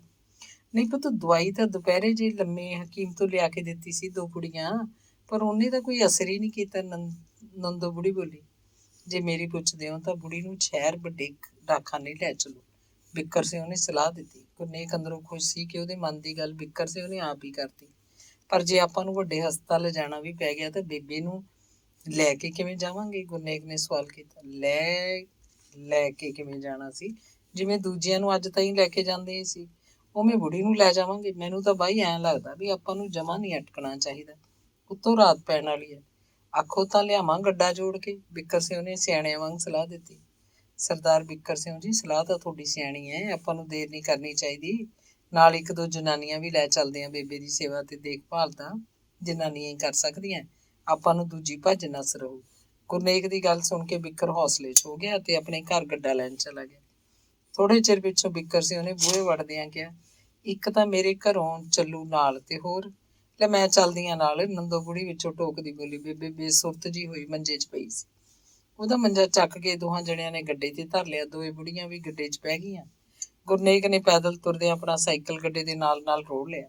ਥੋੜੀ ਦੂਰ ਜਾ ਕੇ ਉਹਨੇ ਬਿੱਕਰ ਸਿੰਘ ਨੂੰ ਕਿਹਾ ਕਿ ਉਹ ਛੇਤੀ ਅੱਗੇ ਜਾ ਕੇ ਹਸਪਤਾਲ ਉਹਨਾਂ ਦੇ ਆਉਣ ਤੋਂ ਪਹਿਲਾਂ ਡਾਕਟਰ ਨਾਲ ਗੱਲ ਕਰੇਗਾ ਤੇ ਬੇਬੇ ਦੀ ਹਾਲਤ ਬਾਰੇ ਉਹਨੂੰ ਪਹਿਲਾਂ ਹੀ ਸਾਰਾ ਕੁਝ ਦੱਸ ਦੇਗਾ, ਤਾਂ ਕਿ ਕਿਸੇ ਤਰ੍ਹਾਂ ਦੀ ਦੇਰੀ ਨਾ ਹੋਵੇ। ਇਹ ਵੀ ਹੋ ਸਕਦਾ ਹੈ ਕਿ ਡਾਕਟਰ ਕਿਧਰੇ ਇੱਧਰ ਉੱਧਰ ਗਿਆ ਹੋਵੇ ਤਾਂ ਉਹਨੂੰ ਲੱਭ ਕੇ ਬੁਲਾ ਲਿਆਏਗਾ। ਗੁਰਨੇਕ ਨੇ ਹਸਪਤਾਲ ਪਹੁੰਚ ਕੇ ਡਾਕਟਰ ਚੋਪੜਾ ਦੇ ਕੁਆਟਰ ਦਾ ਬੂਹਾ ਜਾ ਖੜਕਾਇਆ। ਡਾਕਟਰ ਸਾਹਿਬ, ਘੰਟੇ ਕੁ ਤੱਕ ਉਹ ਮਰੀਜ਼ ਲੈ ਕੇ ਪਹੁੰਚਣਗੇ। ਮੈਂ ਜ਼ਰਾ ਆਪਣੇ ਘਰ ਦੱਸ ਆਵਾਂ, ਤੁਹਾਡੀ ਮਿਹਰਬਾਨੀ। ਗੁਰਨੇਕ ਛੇਤੀ ਆਪਣੇ ਚੁਬਾਰੇ ਦੀਆਂ ਪੌੜੀਆਂ ਚੜ੍ਹ ਆਇਆ। ਉਹਦਾ ਸਾਹ ਚੜਿਆ ਸੀ। ਬਸੰਤ ਦੇ ਪੁੱਛਣ ਤੋਂ ਪਹਿਲਾਂ ਹੀ ਉਹਨੇ ਕਿਹਾ, ਮੁਖਤਿਆਰ ਦੀ ਬੇਬੇ ਦੀ ਤਬੀਅਤ ਬਹੁਤ ਖਰਾਬ ਹੈ। ਪਿੰਡੋਂ ਉਹਨੂੰ ਕੁਝ ਲੋਕ ਗੱਡੇ ਤੇ ਲੈ ਕੇ ਵੱਡੇ ਸਰਕਾਰੀ ਹਸਪਤਾਲ ਪਹੁੰਚਣ ਵਾਲੇ ਹੀ ਹੈ। ਮੈਂ ਛੇਤੀ ਰੋਟੀ ਖਾ ਕੇ ਹਸਪਤਾਲ ਪਹੁੰਚਣਾ ਚਾਹੁੰਦਾ। ਹੋ ਸਕਦਾ ਉੱਥੇ ਮੈਨੂੰ ਰਾਤ ਵੀ ਰਹਿਣਾ ਪਵੇ। ਤੂੰ ਫਿਕਰ ਨਾ ਕਰੀ, ਨਿੱਕੀ ਦਾ ਖਿਆਲ ਰੱਖੀ। ਜੇ ਡਰ ਲੱਗਦਾ ਤਾਂ ਹੇਠਾਂ ਜਾ ਕੇ ਸੌਂ ਰਹੀ। ਬਸੰਤ ਨੇ ਛੇਤੀ ਰੋਟੀ ਪਕਾਈ। ਗੁਰਨੇਕ ਰੋਟੀ ਖਾਣ ਸਾਰ ਹਸਪਤਾਲ ਪਹੁੰਚ ਗਿਆ। ਥੋੜੇ ਚਿਰ ਪਿੱਛੋਂ ਬੇਬੇ ਨੂੰ ਲੈ ਕੇ ਗੱਡਾ ਵੀ ਪਹੁੰਚ ਗਿਆ। ਸਾਰਿਆਂ ਨੇ ਮਿਲ ਕੇ ਬੇਬੇ ਦਾ ਮੰਜਾ ਹਸਪਤਾਲ ਦੇ ਬਰਾਂਡੇ 'ਚ ਲਿਆ ਰੱਖਿਆ। 2-3 ਮੰਜਿਆਂ ਤੇ ਪਹਿਲਾਂ ਹੀ ਮਰੀਜ਼ ਬਰਾਂਡੇ 'ਚ ਪਏ ਸੀ। ਉਹਨਾਂ ਮਰੀਜ਼ਾਂ ਦੇ ਨਾਲ ਆਏ ਬੰਦਿਆਂ ਨੇ ਵੀ ਮਦਦ ਕੀਤੀ। ਗੁਰਨੇਕ ਭੱਜ ਕੇ ਡਾਕਟਰ ਨੂੰ ਸੱਦ ਲਿਆਇਆ। ਡਾਕਟਰ ਨੇ ਆ ਕੇ ਬੇਬੇ ਦਾ ਮੁਆਇਨਾ ਕਰਦਿਆਂ ਖਾਸਾ ਚਿਰ ਲਾਇਆ। ਅੱਖਾਂ ਦੀਆਂ ਪੁਤਲੀਆਂ ਖੋਲ ਕੇ ਬੈਟਰੀ ਦੀ ਰੋਸ਼ਨੀ ਨਾਲ ਅੱਖਾਂ ਦੇਖੀਆਂ, ਨਬਜ਼ ਦੇਖੀ, ਥਰਮਾਮੀਟਰ ਨਾਲ ਬੁਖਾਰ ਦੇਖਿਆ, ਸਟੈਥੋਸਕੋਪ ਨਾਲ ਛਾਤੀ ਤੇ ਪਿੱਠ ਦਾ ਚੈੱਕਅਪ ਕੀਤਾ। ਬੇਬੇ ਜੀ, ਕੀ ਨਾਂ ਤੁਹਾਡਾ? ਡਾਕਟਰ ਨੇ ਉੱਚੀ ਆਵਾਜ਼ 'ਚ ਕਿਹਾ। ਬੇਬੇ ਨੇ ਹੌਲੀ ਦੇਣੇ ਹੁੰਗਰ ਮਾਰੀ। ਇਸ ਮਰੀਜ਼ ਨਾਲ ਕੌਣ ਆਏ ਆ? ਡਾਕਟਰ ਨੇ ਪੁੱਛਿਆ। ਡਾਕਟਰ ਸਾਹਿਬ, ਇਹ ਬਿੱਕਰ ਸਿਉਂ ਹੈ। ਮੈਂ ਤਾਂ ਤੁਹਾਨੂੰ ਪਹਿਲਾਂ ਮਿਲ ਹੀ ਚੁੱਕਾ, ਬਾਕੀ 2 ਮਾਈਆਂ ਨੇ ਨਾਲ, ਗੁਰਨੇਕ ਨੇ ਕਿਹਾ। ਤੁਸੀਂ ਦੋਵੇਂ ਮੇਰੇ ਨਾਲ ਆਓ। ਗੁਰਨੇਕ ਤੇ ਬਿੱਕਰ ਸਿੰਘ ਡਾਕਟਰ ਦੇ ਪਿੱਛੇ ਕਮਰੇ 'ਚ ਪਹੁੰਚ ਗਏ। ਡਾਕਟਰ ਨੇ ਕੁਰਸੀ ਤੇ ਬੈਠਦਿਆਂ ਉਹਨਾਂ ਨੂੰ ਅੱਗੇ ਬੈਂਚ ਤੇ ਬੈਠਣ ਲਈ ਇਸ਼ਾਰਾ ਕੀਤਾ। ਮਰੀਜ਼ ਨੂੰ ਲਿਆਉਣ 'ਚ ਤੁਸੀਂ ਕਾਫੀ ਦੇਰ ਕਰਤੀ ਹੈ। ਅੱਜ ਮਰੀਜ਼ ਨੇ ਕੀ ਕੁਝ ਖਾਧਾ ਪੀਤਾ ਸੀ? ਡਾਕਟਰ ਨੇ ਪੁੱਛਿਆ। ਮੈਨੂੰ ਤਾਂ ਦੁਪਹਿਰੇ ਜੇ ਕਿਤੇ ਮੇਰੀ ਘਰ ਵਾਲੀ ਨਹੀਂ ਦੱਸਿਆ ਵੀ ਬੇਬੇ ਦੇ ਢਿੱਡ 'ਚ ਤਾਂ ਸਵੇਰ ਦਾ ਕੁਝ ਨਹੀਂ ਪਚਦਾ, ਉਹਨੂੰ ਉਲਟੀਆਂ ਤੇ ਦਸਤ ਆਈ ਜਾਂਦੇ ਸੀਗੇ। ਅੱਜ ਆਥਣੇ ਜੇ ਚਾਣਚੱਕ ਮਾਸਟਰ ਵੀ ਆ ਗਿਆ ਤੇ ਅਸੀਂ ਉਸੇ ਵੇਲੇ ਸਲਾਹ ਕਰਕੇ ਬੁੜੀ ਨੂੰ ਲੈ ਕੇ ਤੁਰ ਪਏ। ਬਿੱਕਰ ਸਿੰਘ ਨੇ 2 ਟੁਕ ਗੱਲ ਕੀਤੀ। ਉਮਰ ਕਿੰਨੀ ਕੁ ਹੋਏਗੀ ਮਰੀਜ਼ ਦੀ? ਡਾਕਟਰ ਨੇ ਕਾਗਜ਼ ਤੇ ਕੁਝ ਲਿਖਦਿਆਂ ਪੁੱਛਿਆ। ਉਮਰ ਤਾਂ ਸਿਆਣੀ ਆ ਜੀ, ਬੁੜੀ ਦੀ ਹੋਊਗੀ 17-72 ਦੀ। ਤਾਂ ਬਿੱਕਰ ਸਿੰਘ ਨੇ ਜਵਾਬ ਦਿੱਤਾ। ਮਾਸਟਰ ਜੀ, ਮੈਨੂੰ ਲੱਗਦਾ ਵੀ ਮਰੀਜ਼ ਦੀ ਬੋਡੀ ਫਲੂਇਡ ਲੂਜ਼ ਕਰ ਚੁੱਕੀ ਹੈ। ਸਲਾਈਨ ਤਾਂ ਆਪਾਂ ਹੁਣੇ ਹੀ ਲਾ ਦਿਆਂਗੇ। ਸਵੇਰ ਤੱਕ ਮਰੀਜ਼ ਨੂੰ ਓਬਜ਼ਰਵ ਕਰਾਂਗੇ। ਹਾਲਤ ਕਾਫੀ ਸੀਰੀਅਸ ਲੱਗਦੀ ਹੈ। ਡਾਕਟਰ ਚੋਪੜਾ ਨੇ ਗੁਰਨੇਕ ਸਿੰਘ ਨਾਲ ਅੱਖਾਂ ਮਿਲਾਉਂਦਿਆਂ ਕਿਹਾ। ਡਾਕਟਰ ਸਾਹਿਬ, ਤੁਸੀਂ ਪੂਰੀ ਕੋਸ਼ਿਸ਼ ਕਰਕੇ ਕਿਸੇ ਤਰ੍ਹਾਂ ਸਾਡੀ ਬੇਬੇ ਨੂੰ ਠੀਕ ਕਰ ਦਿਓ। ਗੁਰਨੇਕ ਨੇ ਬਿੱਕਰ ਸਿੰਘ ਵੱਲ ਥੋੜਾ ਟੇਢਾ ਜਿਹਾ ਝਾਕਦਿਆਂ ਕਿਹਾ। ਦੇਖੋ ਜੀ, ਕੋਸ਼ਿਸ਼ ਆਪਾਂ ਪੂਰੀ ਕਰਾਂਗੇ। ਮੈਂ ਇੱਕ ਇੰਜੈਕਸ਼ਨ ਵੀ ਹੁਣੇ ਹੀ ਲਗਾ ਦਿੰਦਾ। 200 ਰੁਪਇਆ ਲੱਗਾ। 200 ਰੁਪਇਆ ਤੁਸੀਂ ਐਡਵਾਂਸ ਜਮ੍ਹਾਂ ਕਰਾ ਦਿਓ।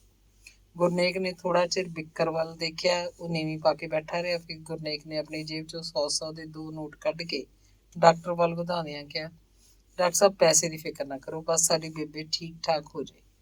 ਡਾਕਟਰ ਨੇ ਆਪ ਦੂਜੇ ਕਮਰੇ 'ਚ ਜਾ ਕੇ ਇੱਕ ਬੋਤਲ ਲੋਹੇ ਦੇ ਸਟੈਂਡ ਦੀ ਹੁੱਕ ਤੇ ਉਲਟੀ ਕਰਕੇ ਟੰਗੀ ਤੇ ਉਸ ਵਿੱਚ ਸੂਈ ਨਾਲ ਲੰਮੀ ਨਾਲੀ ਲਾ ਕੇ ਗੁਰਨੇਕ ਨੂੰ ਮਦਦ ਕਰਨ ਲਈ ਕਿਹਾ।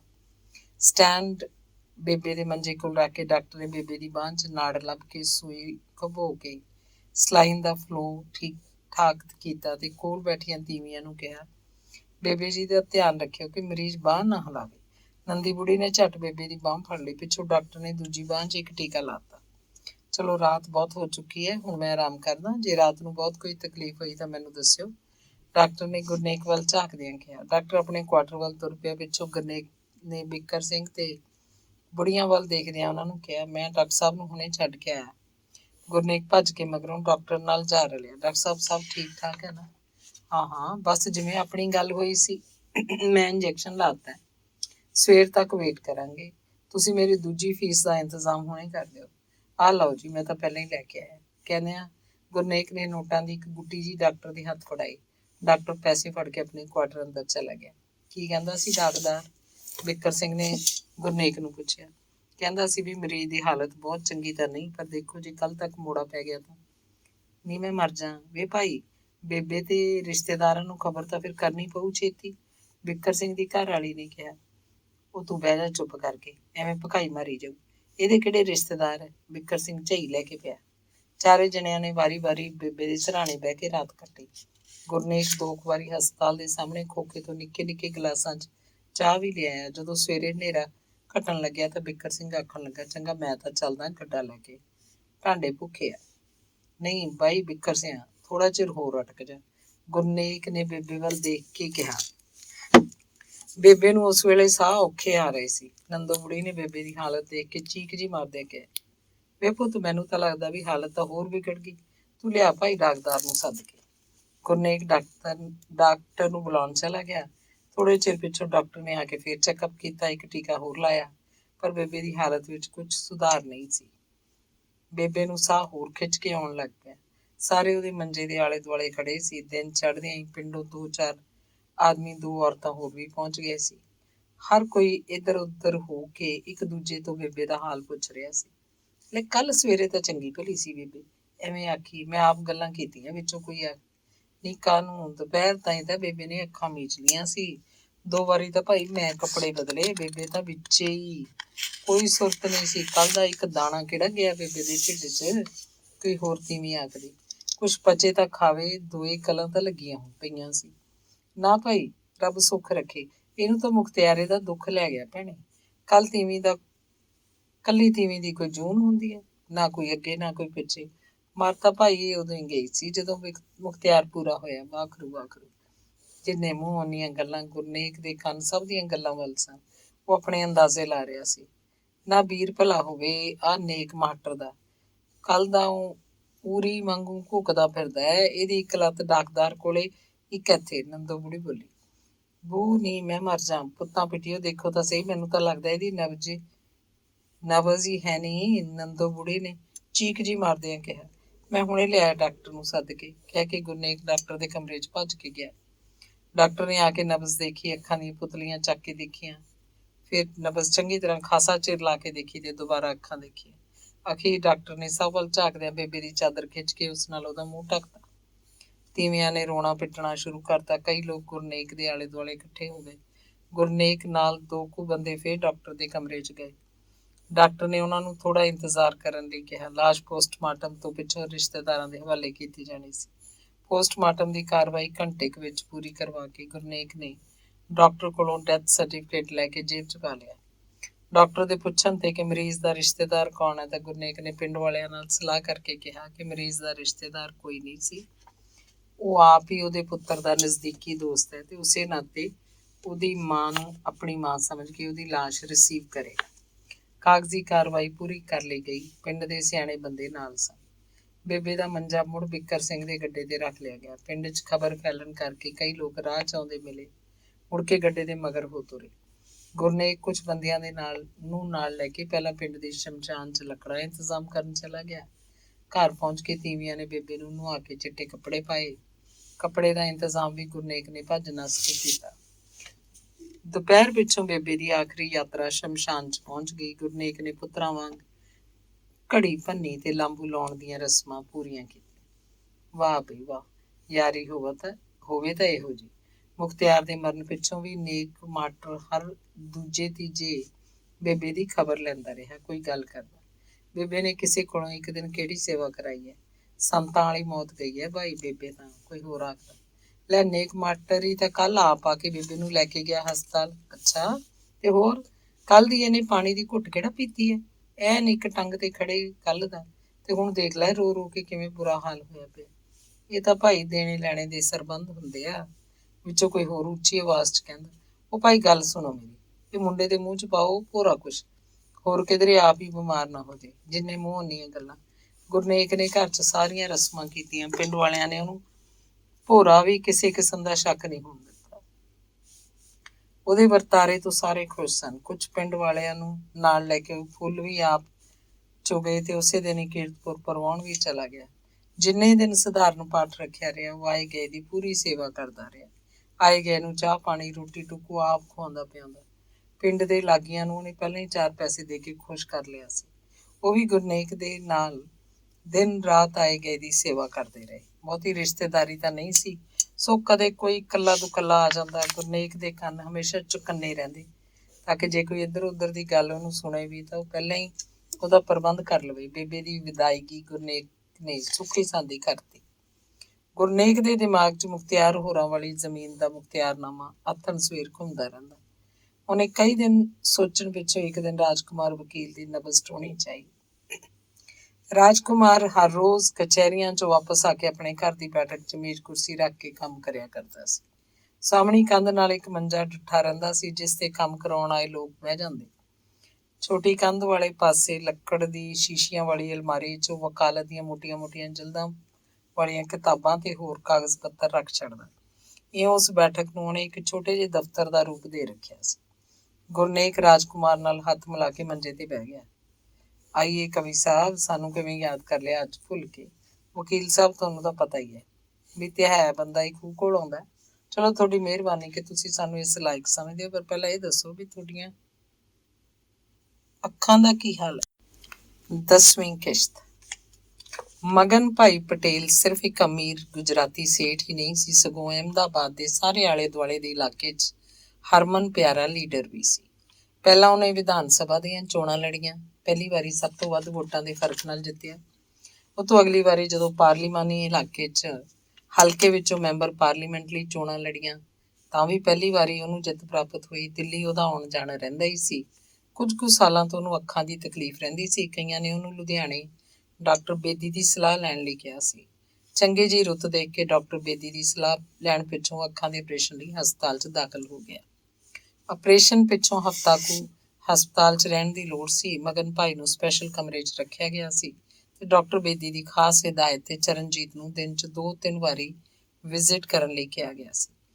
ਮਗਨ ਭਾਈ ਪਟੇਲ ਉਂਝ ਵੀ ਬੜਾ ਸਿਆਣਾ, ਤਜਰਬੇਕਾਰ ਤੇ ਬੰਦਿਆਂ ਦੀ ਪਰਖ ਰੱਖਣ ਵਾਲਾ ਸੀ। ਹਰ ਗੱਲ ਉਹ ਨਾਪ ਤੋਲ ਕੇ ਗੁਜਰਾਤੀ ਵਪਾਰੀਆਂ ਵਾਲੀ ਦ੍ਰਿਸ਼ਟੀਕੋਣ ਤੋਂ ਹੀ ਕਰਦਾ। ਬਾਤ ਏਮ ਕਰੀਏ ਕਿ ਵੀ ਭਾਈ ਸਾਹਿਬ ਮਿਲੇ, ਜਿਸ ਦਾ ਮਤਲਬ ਸੀ ਕਿ ਗੱਲ ਇਉਂ ਕਰੋ ਕਿ 2 ਪੈਸੇ ਮਿਲ ਸਕਣ। ਉਹ ਆਪਣੀ ਗੱਲ ਦਾ ਤੋੜਾ ਇਹਨਾਂ ਸ਼ਬਦਾਂ ਨਾਲ ਝਾੜਦਾ। ਚਰਨਜੀਤ ਨੇ ਮਗਨ ਭਾਈ ਦਾ ਖਾਸ ਖਿਆਲ ਰੱਖਿਆ। ਹਰ ਵਾਰੀ ਜਦੋਂ ਵੀ ਉਹ ਮਗਨ ਭਾਈ ਨੂੰ ਚੈੱਕਅਪ ਕਰਨ ਆਉਂਦਾ ਤਾਂ ਉਸ ਨਾਲ ਗੱਲੀ ਲੱਗ ਜਾਂਦਾ। 2-3 ਦਿਨ 'ਚ ਹੀ ਮਗਨ ਭਾਈ ਦੇ ਤੇਜ਼ ਦਿਮਾਗ ਨੇ ਚਰਨਜੀਤ ਦੇ ਡਾਕਟਰੀ ਤਜਰਬੇ ਤੇ ਪਿਛੋਕੜ ਬਾਰੇ ਖੁਦ ਉਸ ਨਾਲ ਗੱਲਾਂ ਕਰਕੇ ਨਹੀਂ, ਸਗੋਂ ਇੱਧਰੋਂ ਉੱਧਰੋਂ ਦੂਜੇ ਡਾਕਟਰਾਂ ਤੇ ਲੋਕਾਂ ਕੋਲੋਂ ਵੀ ਪਤਾ ਕਰ ਲਿਆ। ਅਗਲੇ ਦਿਨ ਜਦੋਂ ਚਰਨਜੀਤ ਮਗਨ ਭਾਈ ਨੂੰ ਚੈੱਕਅਪ ਕਰਨ ਆਇਆ ਤਾਂ ਮਗਨ ਭਾਈ ਨੇ ਗੱਲ ਛੇੜੀ। ये डॉक्टर चरणजीत भाई, तमें हमारी एक बात सारी तरीके सांभड़ो। तमें आईयां केटली पगार मले छे। चरणजीत ਨੂੰ ਉਹਦੀ ਭਾਵੇਂ ਪੂਰੀ ਗੱਲ ਸਮਝ ਨਹੀਂ ਸੀ ਆਈ, ਪਰ ਉਹਨੂੰ ਇਹ ਸਮਝ ਆ ਗਈ ਕਿ ਮਗਨ ਭਾਈ ਉਹਦੀ ਤਨਖਾਹ ਬਾਰੇ ਪੁੱਛ ਰਿਹਾ। पगार ਤਾਂ मगन भाई जी सरकारी हस्पताल में बहुत चंगी नहीं मिलती। मने खबर छे, मने बदी खबर छे। बात एम करिए कि बे पैसा मले। जो तमें एक बात कहूँ, અમારા જાતના હોસ્પિટલ છે અમદાવાદમાં। તમે જો ચાહે તો હું તમને બહુ વધારે પગાર આપી શકું છું। બોલે તમને ਇੰਟਰਸਟ ਹੋਏ ਤਾਂ ਬੋਲੇ। ਚਰਨਜੀਤ ਨੂੰ ਉਹਦੀ ਗੱਲ ਇਉਂ ਸਮਝ ਆਈ ਕਿ ਉਹਦਾ ਆਪਣਾ ਇੱਕ ਹਸਪਤਾਲ ਅਹਿਮਦਾਬਾਦ 'ਚ ਹੈ ਤੇ ਜੇ ਉਹ ਚਾਹੇ ਤਾਂ ਉਹਨੂੰ ਚੰਗੀ ਤਨਖਾਹ ਦੇ ਸਕਦਾ ਹੈ। ਪਰ ਚਰਨਜੀਤ ਨੂੰ ਲੱਗਿਆ ਕਿ ਆਪਣਾ ਹਸਪਤਾਲ ਛੱਡ ਕੇ ਇੱਥੇ ਆਪਣੀ ਅੱਖਾਂ ਦਾ ਇਲਾਜ ਕਿਉਂ ਕਰਾਉਣਾ ਹੈ। हाँ जी मगन भाई जी, वो तो ठीक है, पर आप अपना अस्पताल छोड़कर यहाँ आंखों का इलाज करवाने क्यों आए? मगन भाई खासा चिर ऊंची ऊंची हंसदा रहा। खरी बात छे, एकदम 100% खरी छे। हूँ અહીંયા આવ્યા એમ કે મારા હોસ્પિટલમાં આઈ ડિપાર્ટમેન્ટ અને સ્પેશલાઇઝ છે ਜਾਂ નથી એટલા માટે। ਚਰਨਜੀਤ ਨੂੰ ਸਾਰੀ ਗੱਲ ਸਮਝ ਆ ਗਈ ਕਿ ਉਹਦੇ ਆਪਣੇ ਹਸਪਤਾਲ 'ਚ ਅੱਖਾਂ ਦੇ ਇਲਾਜ ਲਈ ਕੋਈ ਡਿਪਾਰਟਮੈਂਟ ਤੇ ਕੋਈ ਡਾਕਟਰ ਨਹੀਂ ਹੈ। वो आई सी। सो मगन भाई, ये आपका हॉस्पिटल कितना बड़ा है? चरणजीत ने पूछा। जो चरणजीत भाई, तुम्हें हमारा दीकरा सेवा जेवा छो। दीकरा समझे तमें नहीं, दीकरा એટલે બેટા તમે મેરા બેટા જેવા છો અને જો ચાહે તો જો દિન મને અહીંયાથી રજા મળે, હું બે ટિકિટ પ્લેનની ખરીદીને તમે મારી સાથે લઈ જાઓ અને પછી તમે અમારા હોસ્પિટલ ગયા પછી નક્કી કરી લો। बोले छे मंजूर। बात एम करिए कि बे पैसा मले। ਚਰਨਜੀਤ ਨੂੰ ਲੱਗਿਆ ਜਿਵੇਂ ਮਗਨ ਭਾਈ ਉਹਨੂੰ ਆਪਣੇ ਨਾਲ ਲਿਜਾ ਕੇ ਆਪਣਾ ਹਸਪਤਾਲ ਦਿਖਾਉਣਾ ਚਾਹੁੰਦਾ ਹੋਵੇ ਤੇ ਫਿਰ ਉਹ ਚਰਨਜੀਤ ਨੂੰ फैसला करने ਲਈ ਕਹਿੰਦਾ ਹੋਵੇ। तो मगन भाई, आप चाहते हो कि मैं आपके साथ अहमदाबाद चलूं और आपका हॉस्पिटल देखूं और फिर फैसला करूं, यही ना? मगन भाई ने हाँ सिर हिलाने पिछों चरणजीत ने कहा, पर क्या आपको पता है कि मेरी पत्नी भी इसी हॉस्पिटल में मेरे साथ काम करती है और ये तो हो नहीं सकता कि मैं अकेला ही उसको छोड़कर चला जाऊं। मगन भाई ने 2 हाथ ऊपर करते हैं, क्या मने बदी खबर छे दीकरा, बदी खबर छे। हूँ तुम्हारी बाहरी माटे पण नौकरी आप छू। देखो चरणजीत भाई, हम तुम्हारे दोनों के लिए नौकरी देने को तैयार हैं। बोलो बात, हम एम करिए कि बेपैसा मिले। ਮਗਨ ਭਾਈ ਨੇ ਆਪਣੇ ਮਿੱਠੇ ਪਿਆਰੇ ਵਰਤਾਰੇ ਨਾਲ ਅਗਲੇ 2-3 ਦਿਨਾਂ ਤੱਕ ਚਰਨਜੀਤ ਨੂੰ ਉਹਦੇ ਨਾਲ ਅਹਿਮਦਾਬਾਦ ਜਾਣ ਲਈ ਤਿਆਰ ਕਰ ਲਿਆ। ਚਰਨਜੀਤ ਨੇ ਅੰਜਲੀ ਨਾਲ ਵੀ ਸਲਾਹ ਕੀਤੀ। ਪਹਿਲਾਂ ਦੋਏ ਦੁਚਿੱਤੀ 'ਚ ਰਹੇ, ਫਿਰ ਬੈਠ ਕੇ ਹੋਰ ਸੋਚ ਵਿਚਾਰ ਕੀਤੀ। ਦੋਹਾਂ ਦੀ ਸੋਚ ਸੀ ਕਿ ਜਿੰਨੀ ਮਿਹਨਤ ਵਿੱਚ ਉਹ ਇੱਥੇ ਸਰਕਾਰੀ ਹਸਪਤਾਲ 'ਚ ਕਰਦੇ ਹਨ, ਉਨੀ ਮਿਹਨਤ ਜੇ ਉਹ ਕਿਸੇ ਪ੍ਰਾਈਵੇਟ ਹਸਪਤਾਲ 'ਚ ਕਰਨ ਤਾਂ 3-4 ਗੁਣਾ ਵੱਧ ਤਨਖਾਹ ਦੀ ਹੱਕਦਾਰ ਤਾਂ ਹਨ ਨਹੀਂ। ਪਰ ਅਹਿਮਦਾਬਾਦ ਇੰਨੀ ਦੂਰ ਉਹ ਵੀ ਪਹਿਲੀ ਵਾਰ ਜਾਣ ਤੋਂ ਪਹਿਲਾਂ ਸੋਚਣਾ ਬਹੁਤ ਜ਼ਰੂਰੀ ਸੀ। ਅਖੀਰ ਚਰਨਜੀਤ ਨੇ 2 ਦਿਨਾਂ ਦੀ ਛੁੱਟੀ ਲੈ ਕੇ ਐਤਵਾਰ ਨਾਲ ਮਿਲਾ ਕੇ ਮਗਨ ਭਾਈ ਨਾਲ ਜਾਣ ਦਾ ਫੈਸਲਾ ਕਰ ਲਿਆ। ਅਹਿਮਦਾਬਾਦ ਜਾ ਕੇ ਦੇਖ ਕੇ ਆਉਣ ਵਿੱਚ ਕੋਈ ਹਰਜ ਨਹੀਂ ਸੀ। ਜਾਣ ਨਾ ਜਾਣ ਦਾ ਫੈਸਲਾ ਤਾਂ ਫਿਰ ਮਗਰੋਂ ਵੀ ਹੋ ਸਕਦਾ ਸੀ। ਮਗਨ ਭਾਈ ਨੇ ਆਪਣੇ ਕਿਸੇ ਬੰਦੇ ਰਾਹੀਂ ਦਿੱਲੀੋਂ ਅਹਿਮਦਾਬਾਦ ਦੀਆਂ ਹਵਾਈ ਜਹਾਜ਼ ਦੀਆਂ ਟਿਕਟਾਂ ਮੰਗਵਾ ਲਈਆਂ। ਉਹ ਦੋਏ ਲੁਧਿਆਣੇ ਤੋਂ 에ਅਰ ਕੰਡੀਸ਼ਨ ਕਾਰ 'ਚ ਸਿੱਧੇ ਦਿੱਲੀ ਹਵਾਈ ਅੱਡੇ ਪਹੁੰਚੇ ਤੇ 2 ਕੁ ਘੰਟਿਆਂ ਦੇ ਹਵਾਈ ਸਫ਼ਰ ਪਿੱਛੋਂ ਅਹਿਮਦਾਬਾਦ ਪਹੁੰਚ ਗਏ। ਅਹਿਮਦਾਬਾਦ ਚਰਨਜੀਤ ਨੂੰ ਮਗਨ ਭਾਈ ਨੇ 5 ਸਿਤਾਰਾ ਹੋਟਲ 'ਚ ਠਹਿਰਾਇਆ ਤੇ ਕਿਹਾ ਕਿ ਅਗਲੇ ਦਿਨ ਉਹ ਉਹਨੂੰ ਹਸਪਤਾਲ ਦਿਖਾਏਗਾ। ਅਗਲੇ ਦਿਨ ਇੱਕ ਕਾਰ ਉਹਨੂੰ ਹੋਟਲ ਤੋਂ ਸਵੇਰੇ 9 ਕੁ ਵਜੇ ਲੈਣ ਆ ਗਈ। ਅੱਧੇ ਕੁ ਘੰਟੇ ਪਿੱਛੋਂ ਜਦੋਂ ਹਸਪਤਾਲ ਦੇ ਤੇ ਵੱਡੇ ਗੇਟ ਅੰਦਰ ਜਾ ਕੇ ਪੋਰਚ ਹੇਠਾਂ ਕਾਰ ਰੁਕਣ ਪਿੱਛੋਂ ਉਤਰਿਆ ਤਾਂ ਅੱਗੇ ਮਗਨ ਭਾਈ, ਉਹਦੇ ਨਾਲ ਕੋਈ 4-5 ਡਾਕਟਰ ਤੇ ਹੋਰ ਲੋਕ ਸਵਾਗਤ ਲਈ ਹਾਰ ਲੈ ਕੇ ਖੜੇ ਸਨ। ਚਰਨਜੀਤ ਨੂੰ ਰਸਮੀ ਸਵਾਗਤ ਭਾਵੇਂ ਬਹੁਤਾ ਚੰਗਾ ਨਾ ਲੱਗਾ। ਉਹਨੇ ਸਭ ਤੋਂ ਹਾਰ ਆਪਣੇ ਹੱਥੀਂ ਫੜ ਲਏ। ਹਸਪਤਾਲ ਭਾਵੇਂ ਬਹੁਤਾ ਵੱਡਾ ਨਹੀਂ ਸੀ, ਪਰ ਬਿਲਡਿੰਗ ਨਵੀਂ ਸੀ। ਆਪਰੇਸ਼ਨ ਥੀਏਟਰਾਂ ਵਿੱਚ ਅਮਰੀਕਾ ਤੇ ਜਰਮਨੀ ਤੋਂ ਆਈਆਂ ਨਵੀਆਂ ਮਸ਼ੀਨਾਂ ਸਨ। ਹਸਪਤਾਲ ਦੇ ਸਾਰੇ ਵਾਰਡ ਤੇ ਕਮਰੇ 에ਅਰ ਕੰਡੀਸ਼ਨ ਸਨ। ਸਫਾਈ ਦਾ ਵੀ ਬੜਾ ਚੰਗਾ ਪ੍ਰਬੰਧ ਸੀ। ਪੈਥੋਲੋਜੀ ਲੈਬ ਵਿੱਚ ਵੀ ਬੜਾ ਚੰਗਾ ਇੰਤਜ਼ਾਮ ਸੀ, ਜਿਹਦਾ ਇੰਚਾਰਜ ਡਾਕਟਰ ਵਰਮਾ ਸੀ। ਡਾਕਟਰ ਵਰਮਾ ਨੇ ਚਰਨਜੀਤ ਨਾਲ ਪੰਜਾਬੀ 'ਚ ਗੱਲਬਾਤ ਕੀਤੀ। ਚਰਨਜੀਤ ਦੇ ਹਸਪਤਾਲ ਬਾਰੇ ਕਈ ਗੰਭੀਰ ਸਵਾਲਾਂ ਦੇ ਜਵਾਬ ਵੀ ਉਹਨੇ ਤਸੱਲੀ ਨਾਲ ਦਿੱਤੇ। ਸਾਰੇ ਹਸਪਤਾਲ ਦਾ ਚੱਕਰ ਕੋਈ 2 ਕੁ ਘੰਟਿਆਂ 'ਚ ਖਤਮ ਹੋਇਆ। ਉਸ ਪਿੱਛੋਂ ਸਾਰੇ ਜਣੇ ਇੱਕ ਕਾਨਫਰੰਸ ਹਾਲ 'ਚ ਪਹੁੰਚੇ, ਜਿੱਥੇ ਇੱਕ ਵੱਡੇ ਸਾਰੇ ਗੋਲ ਮੇਜ਼ ਦੁਆਲੇ ਗੱਦੇਦਾਰ ਘੁੰਮਣ ਵਾਲੀਆਂ ਕੁਰਸੀਆਂ ਰੱਖੀਆਂ ਸੀ। ਉੱਥੇ ਚਾਹ ਪਾਣੀ ਦਾ ਚੰਗਾ ਇੰਤਜ਼ਾਮ ਕੀਤਾ ਸੀ। ਜਦੋਂ ਚਾਹ ਪਾਣੀ ਪੀ ਰਹੇ ਸਨ ਤਾਂ ਇੱਕ ਸੋਹਣੇ ਜਿਹੇ ਜਵਾਨ ਫਿਲਮੀ ਹੀਰੋਆਂ ਵਰਗੇ ਡਾਕਟਰ ਨੇ ਹਸਪਤਾਲ ਬਾਰੇ ਸਲਾਈਡ ਪ੍ਰੋਜੈਕਟਰ ਰਾਹੀਂ ਜਾਣਕਾਰੀ ਦੇਣੀ ਸ਼ੁਰੂ ਕੀਤੀ। ਸਭ ਤੋਂ ਪਹਿਲਾਂ ਵਾਲੀ ਰੰਗੀਨ ਸਲਾਈਡ ਹਸਪਤਾਲ ਦੀ ਬਿਲਡਿੰਗ ਦੀ ਸੀ। ਉਸ ਵਿੱਚ ਹਸਪਤਾਲ ਦੀ ਫੋਟੋ ਦੂਰੋਂ ਕਿਸੇ ਉਚਾਈ ਤੋਂ ਜਿਵੇਂ ਹੈਲੀਕਾਪਟਰ 'ਚੋਂ ਖਿੱਚੀ ਲੱਗਦੀ ਸੀ। ਬਿਲਡਿੰਗ ਦੇ ਸਿਖਰ ਬਿਜਲੀ ਦੇ ਬੋਰਡਾਂ ਦੀ ਰੋਸ਼ਨੀ ਵਿੱਚ ਹਸਪਤਾਲ ਦਾ ਨਾਂ ਚਮਕ ਰਿਹਾ ਸੀ, ਛਗਨ ਭਾਈ ਹਸਪੀਟਲ। ਅੰਗਰੇਜ਼ੀ ਤੇ ਗੁਜਰਾਤੀ 'ਚ ਹਸਪਤਾਲ ਦੇ ਨਾਂ ਦੇ 2 ਵੱਡੇ ਵੱਡੇ ਬੋਰਡ ਸਨ। ਫਿਰ ਹਸਪਤਾਲ ਦੇ ਅੰਦਰ ਵੜਦਿਆਂ ਵੱਡੇ ਹਾਲ 'ਚ ਇੱਕ ਪਾਸੇ ਰਿਸੈਪਸ਼ਨ ਕਾਊਂਟਰ ਸੀ, ਜਿਸ ਪਿੱਛੇ 2 ਖੂਬਸੂਰਤ ਕੁੜੀਆਂ ਚਿੱਟੇ ਕੋਟ ਪਾਈ ਬੈਠੀਆਂ ਕੰਮ ਕਰਦੀਆਂ ਦਿਖਾਈ ਦਿੱਤੀਆਂ। ਉਹਨੂੰ ਦੇਖ ਕੇ ਲੱਗਦਾ ਨਹੀਂ ਸੀ ਕਿ ਕਿਸੇ ਹਸਪਤਾਲ ਦਾ ਪ੍ਰਵੇਸ਼ ਦੁਆਰ ਹੈ, ਸਗੋਂ ਕਿਸੇ 5 ਸਿਤਾਰੇ ਹੋਟਲ ਦਾ ਭੁਲੇਖਾ ਪੈਂਦਾ ਸੀ। ਹਾਲ 'ਚੋਂ 5 ਰਸਤੇ ਵੱਖੋ ਵੱਖਰੀਆਂ ਦਿਸ਼ਾਵਾਂ ਵੱਲ ਜਾਂਦੇ ਸੀ, ਜਿਨ੍ਹਾਂ ਦੇ ਦੋਹੀਂ ਪਾਸੇ ਅਲੱਗ-ਅਲੱਗ ਵਾਰਡ ਤੇ ਸਪੈਸ਼ਲ ਕਮਰੇ ਬਣੇ ਸੀ। ਫਿਰ ਉਹਨਾਂ ਸਾਰਿਆਂ ਵਾਰਡਾਂ ਤੇ ਕਮਰਿਆਂ ਦੀਆਂ ਸਲਾਈਡਾਂ ਦਿਖਾਈਆਂ ਗਈਆਂ। ਉਂਝ ਵੀ ਚਰਨਜੀਤ ਸਾਰਾ ਹਸਪਤਾਲ ਘੁੰਮ ਕੇ ਦੇਖ ਹੀ ਚੁੱਕਾ ਸੀ। ਸਭ ਤੋਂ ਪਿੱਛੋਂ ਹਸਪਤਾਲ ਬਾਰੇ ਖਾਸ ਜਾਣਕਾਰੀ ਇਕੱਠੀ ਕਰਕੇ ਦੱਸਿਆ ਗਿਆ ਸੀ ਕਿ ਇਸ ਵਿੱਚ ਕਿਹੜੀਆਂ ਸਹੂਲਤਾਂ ਹਨ, ਕਿੰਨੇ ਮਰੀਜ਼ ਠੀਕ ਹੋ ਕੇ ਜਾ ਚੁੱਕੇ ਹਨ, ਕਿਹੜੀਆਂ ਗੰਭੀਰ ਬਿਮਾਰੀਆਂ ਦਾ ਇਲਾਜ ਹੁੰਦਾ ਹੈ ਆਦਿ। ਦੇਸ਼ ਵਿਦੇਸ਼ ਦੀਆਂ ਉੱਘੀਆਂ ਹਸਤੀਆਂ ਜਿਨ੍ਹਾਂ ਨੇ ਹਸਪਤਾਲ ਦਾ ਦੌਰਾ ਕੀਤਾ ਸੀ ਜਾਂ ਕਿਸੇ ਨੇ ਇਲਾਜ ਕਰਵਾਇਆ ਸੀ, ਉਹਨਾਂ ਦੀਆਂ ਤਸਵੀਰਾਂ ਵੀ ਦਿਖਾਈਆਂ ਗਈਆਂ। ਉਸ ਪਿੱਛੋਂ ਮਗਨ ਭਾਈ ਚਰਨਜੀਤ ਨੂੰ ਇਕੱਲਿਆਂ ਆਪਣੇ ਕਮਰੇ 'ਚ ਲੈ ਗਿਆ। ਕਮਰਾ ਬੜੀ ਸਾਦਗੀ ਤੇ ਸੋਹਣੇ ਢੰਗ ਨਾਲ ਸਜਿਆ ਹੋਇਆ ਸੀ। ਮਗਨ ਭਾਈ ਦੀ ਕੁਰਸੀ ਪਿੱਛੇ ਗਣੇਸ਼ ਜੀ ਦੀ ਬੜੀ ਸੋਹਣੀ ਤਸਵੀਰ ਟੰਗੀ ਹੋਈ ਸੀ। ਮਗਨ ਭਾਈ ਨੇ ਚਰਨਜੀਤ ਨੂੰ ਸਾਹਮਣੇ ਪਈ ਕੁਰਸੀ ਤੇ ਬੈਠਣ ਲਈ ਕਿਹਾ। ਚਰਨਜੀਤ ਨੇ ਸਾਰੇ ਕਮਰੇ 'ਚ ਨਜ਼ਰ ਘੁਮਾਈ। ਕਮਰੇ 'ਚ ਬੈਠਿਆਂ ਹਸਪਤਾਲ 'ਚ ਬੈਠੇ ਹੋਣ ਦਾ ਭੁਲੇਖਾ ਵੀ ਨਹੀਂ ਸੀ ਪੈਂਦਾ। ਮਗਨ ਭਾਈ ਖੱਦਰ ਦੇ ਦੁੱਧ ਚਿੱਟੇ ਕੁੜਤੇ ਉੱਤੋਂ ਦੀ ਬਦਾਮੀ ਰੰਗ ਦੀ ਜੈਕਟ ਪਾਈ ਧੋਤੀ ਪਾ ਕੇ ਬੈਠਾ ਕੋਈ ਵਪਾਰੀ ਜਾਂ ਜਨਤਾ ਦਾ ਲੀਡਰ ਜਿਹਾ ਲੱਗ ਰਿਹਾ ਸੀ। ਹਸਪਤਾਲ ਦਾ ਮਾਲਕ ਤਾਂ ਬਿਲਕੁਲ ਨਹੀਂ ਸੀ ਲੱਗਦਾ।